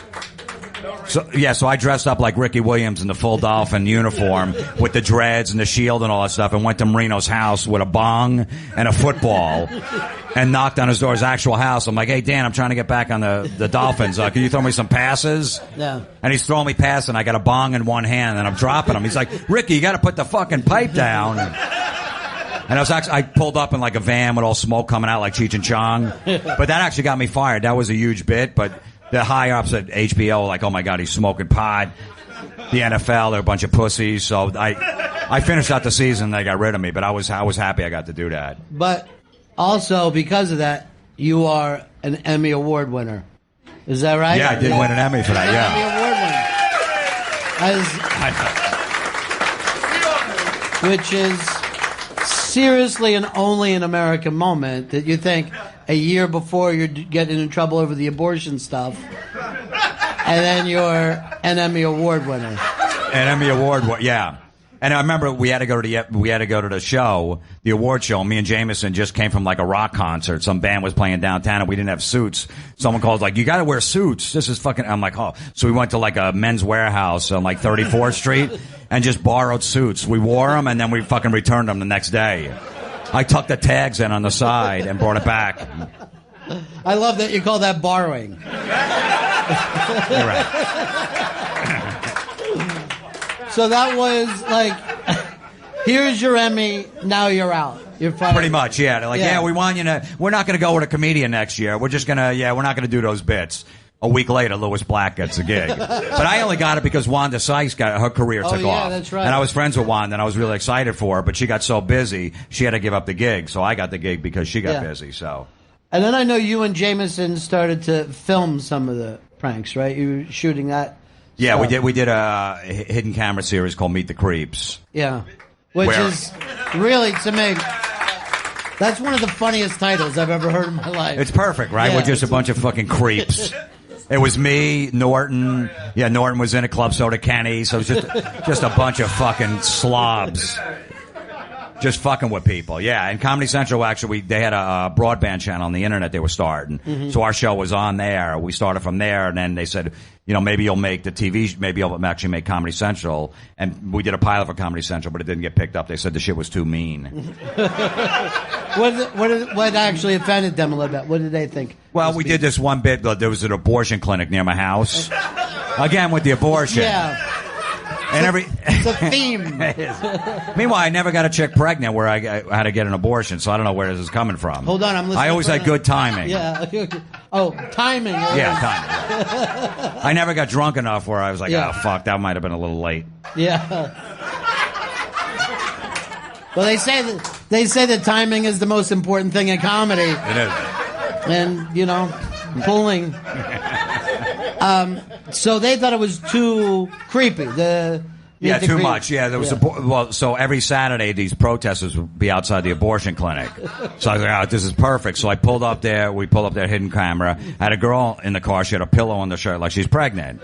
So we pull up right in front of the protester. She gets out. I get out. I'm like, get in there. She's like, no, I want to keep my baby.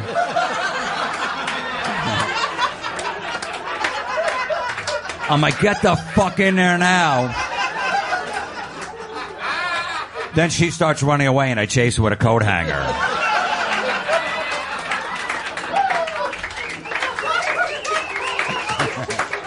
And for some goddamn reason, the suits at Comedy Central failed to see how marketable that idea was. They told us, go to the next level. Go way out there. There's no line. I go, really? There's no line? No line. All right. But obviously there was. Yeah, there's a line. You know what would have been great? Would be to have a camera on those executives when they watch that shit the first time. Yeah, they're like, what are we doing with this? We just, yeah. How do we get out of this? Yeah. And then, here's what I think is so great about your career. Number one, you didn't seem like you pushed it or had this plan, and you keep going from one gig to the next, and, but then you end up, after all this, doing something that you really love, being involved in heavy metal, which is just crazy and unexplainable. My whole childhood was basically making prank calls because I was always grounded. So I had nothing else to do, so I just pick up the phone and fuck with people. Yeah. I remember one of the first ones I did, me and my buddy Tony, I don't know, he was upstairs and I was downstairs, and we're just calling, and as soon as a woman would answer, like, how big are your tits? That's what we came up with. I don't know, we thought that was funny. Yeah. So I'm downstairs and I'm doing a dial and he's upstairs, so I see Mom's work number, and we're at his house. So I call the work number, and his mom was a secretary. So she picks up, she's like, hello? He's like, how big are your tits? She's like, Tony? Is this Tony? He fucking hung the phone up, chased me down a block.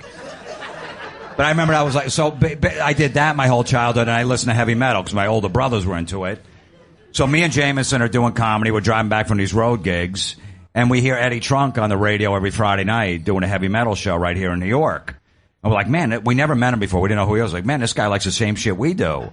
Holy shit, this is weird. How do we not know this guy? We meet him at a concert. We're like, hey, we're comics. He goes, oh, come up my show. Sit in if you guys know metal. We sat in, and then Eddie's like, hey, man, I'm going to pitch this show. We're going to just do a talk show for VH1. He had a connection there, and they brought us in. And next thing you know, we did a pilot with, like, Lita Ford. We're like, all right, this is... You know, I'm like, Lita was out of the business for like 17 years. Yeah. She was living on an island. She married like a billionaire, raising 2 kids, and her first comeback was our show. And like, we did 1 episode, and people loved it. And they were like, all right, we're doing it. Now that was 6 years ago, 130 episodes, and we're still going strong. Unbelievable, man. Unbelievable. And see, that's the weird thing about show business. Here's one show that you're pushing, you're pimping, you're trying to make it work, and the next show you just kind of fall into, and that's the one that sticks, you know? You never know. Even the Crank Anchors thing. Even when they told me that my manager calls to go, hey, they want you on the show Crank Anchors.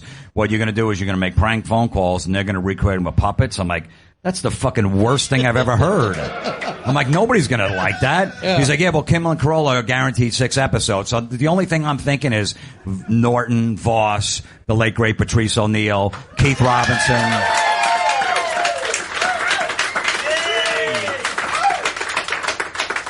Keith Robinson, those 4 guys are going to fucking bust my balls that I'm doing a puppet show. Right. That's all I'm thinking. I don't even care that it's a TV show on Comedy Central. These guys are going to give me shit, and then it just took off from there. So what the fuck do I know? So, yeah, and then the next one that you fall into with Eddie, there is a chemistry on that show that really shouldn't even belong there. It's one guy does not look like he should be with the other 2. And he's the actual music guy, and for some reason that show just really works. It's a really great, fun, positive. Eddie was working up there at VH1 for a while, and they just said, all right, if you're going to do this show, we want 2 guys that are going to bust your balls. Is that right? Yeah. They wanted that, yeah. And Eddie's like, I got the 2 perfect guys. And they showed him our Meet the Creep stuff, like, all right, these guys are fucking assholes. Right. We want them. But because of that, you kind of learned to become an interviewer too. I mean, when you and Jameson are on that show, you rarely go for the joke. You're more talking about music, and then the joke comes in about each other. But I never see you guys really pound any of the acts or anybody that comes No, in. because I know if we got like Steve Harris from Iron Maiden was on our show, that guy doesn't do any press. Yeah. But luckily he was in the States and at the time in California at a solo album. I'm thinking if I'm at home, I don't want some fucking comic on there cracking one-liners. I want to know what Steve Harris thinks about the old singer, what's going on now. I'm like, shut the fuck up, dude. I get it. You're funny. That's the way I look at it when I'm doing these interviews. All right, people know I'm a comic, but... You know, we got a Brian Johnson from AC/DC on there. Let him tell stories. Yeah. I don't need to jump in. I don't need, I don't have that much of an ego where I gotta go, no, look at me, look at me. He's the singer AC/DC. We're going to look at him. Well, that's the beauty of that. No matter what happens, you're there again the next week because you're not making it about you. You guys are making it about the music. And it's on VH1 Classic just all the time, you know. It's great because if that show was on NBC, it'd be shown once and then maybe one other time, repeats in the summer. Right. VH1 Classic's got no other program besides... Yeah. Besides like fucking, rescue dogs for like 45-minute commercial. Yeah. They got the Ginsu knife or some shit that I think they're still showing. They show pop-up video from 1991? Right. So they just show our show over and over again. So it's great. It's constantly on, so it helps us with the exposure. Well, it's terrific. And you're working with Eddie, who was one of these guys, and he was like the first guy I met when I came to New York. And he always thinks that the plane is going to crash. No matter, he is like, you know, there's some people like glasses half full, and he's like, it's half, you know, empty but filled with piss anyway. But I'm still drinking it. Why I bitch about it? He always thinks everything is going wrong, and here you and Jameson seem to be much lighter about the whole. Yeah, he definitely has that attitude. But you know, I'm hanging around other comics with low self-esteem and everything else. I'm used to it. Yeah. Them bitching now. This is gonna suck. I'm worthless. All this other stuff. So So I just try to calm him down. I'm like, Eddie, look, we got a fucking show on TV. Who gives a shit if they're gonna bug us about something? Who gives a fuck? Right. So I try to calm him down like that with that. But yeah, he's very high strung. He is. Yeah. But one of the nicest guys. Seriously, without a doubt. I mean, he is about the best person that you can meet, but he's always sure everything's going to just fall into the earth, and there's nothing you can do about it. He's just wowsy woo-woo every fucking day. It's amazing. And then you and Jameson looks like you just don't give a shit about anything. No, I really. Set could be on fire. Yeah, exactly. I'm like, whatever. Who cares? Yeah. We're getting a paycheck. We're on TV, and I got guys in Iron Maiden shirts showing up in my comedy shows. I'm fucking good. What's the most fun you've had on that show? Like, what people that you come on that like the 14-year-old Jim Florentine would flip out for? You know, all the guys from Sabbath, except for Ozzy, have been on, which has been great. Yeah. But then, like, Lars from Metallica has been on, and Kirk Hammett's been on from Metallica. I'm huge fans of them. Yeah. You know, I knew those guys. I grew up in Old Bridge, New Jersey, and the guy that discovered them basically was in Old Bridge, had a record label, and as a little kid, before their first album came out, I used to drive them around Metallica because they were staying there. Because they didn't have a car, and they were staying at the record company's guy's house. Like, look, these guys are alcoholics. They haven't showered in 3 weeks. Could you just take them to the movies? So I'm fucking driving around with Metallica. I didn't, you know, they didn't even have an album out yet. Yeah. So but they didn't remember that, of course. Like, I don't know, fuck it. I brought it up. They're like, what? Yeah.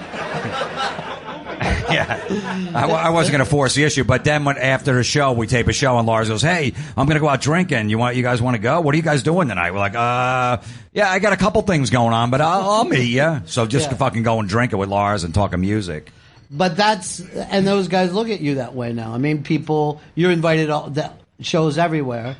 Yeah, and then they had their own festival, Ryan Fest, down in Atlantic City, where they had a comedy tent. So, you know, and they picked me and Jameson and Jim Brewer and Shuley as the 4 comics to go up and perform. So basically, Lars introduced me on stage. That's cool. So I basically opened for Metallica, technically. They were on the bigger stage, but I was still there on the same day. You know, the heavy metal audience normally isn't thought of as a comedy audience. What do they like to work in front of? They were actually good. I was surprised because we had to do like a half hour. Yeah. And I'm like, oh, how am I going to do a half hour in front of these people? They stood, you know, standing too. You don't want people standing when you're doing comedy. Yeah, right. That's the worst. They're miserable. It's hot. It was in July in Atlantic City in a friggin' airfield. Yeah. Old shitty airfields, 100 degrees. But they were amazing. An amazing right? crowd. Yeah. That's but I've great. done a lot of shitty gigs opening for bands too. Like, what was the worst for you? I went on tour with Slayer, Megadeth, and Anthrax. For a month on a tour bus. Yeah. And it was brutal. Yeah. I loved it. It was a challenge, but I'm doing arenas, you know, trying to do comedy in front of Slayer fans. It's 99% angry white males that like Slayer. Yeah. And really, at that point, you're thinking to yourself, I wish I was back on top of that pool table. You know? Because that is the thing about stand-up, is a bad gig still hurts no matter how much experience that you have. Absolutely, yeah, because they didn't know I was coming out. Most of the people knew me in the crowd, but they didn't give a shit. I had to do. The thing was, I had to do 3 5-minute sets. So the first set, you know, the venue's half full, so I can get away with it. Second one, questionable. By the third one, they're like, all right, dude. I'm like, hey, because they're all chanting Slayer, Slayer, you know, thinking they're going to come out. Right. Check 1 2, guitar. All right. And what happened was, the third set, I couldn't be on the main stage because Slayer had this big stage show where the curtain was covering the whole stage. So I had to go back to the soundboard in the middle of the venue and do my set from there. So now you picture like there's 14,000 Slayer fans. They're facing the stage. They think they're coming on chanting Slayer. All of a sudden the spotlight hits me. Hey, how you guys doing? I'm over here now. And they're like, fuck you, dude. Enough. All right, we get it. You're a comic. Relax. That is so fucking brutal. And the first night I'm in San Antonio, there's beers getting thrown at me. I see these missiles coming at me. I'm like, I'm dodging them as I'm trying to tell dick jokes. But they're splashing on a soundboard and shit like that, and they're like, what the fuck? You just gonna short out the board. The next night, they put, like 5 minutes before, they put a tarp down. Like a tsunami was coming. All the family members, get away, he's going on stage. They just left me hanging by myself. You motherfuckers. It's show business. It's so exciting. It's so exciting. And you were just telling me about this. It looks like you're going to be forming your first stand-up special. Yeah, I'm filming my first special September 13th. Yeah, that's great.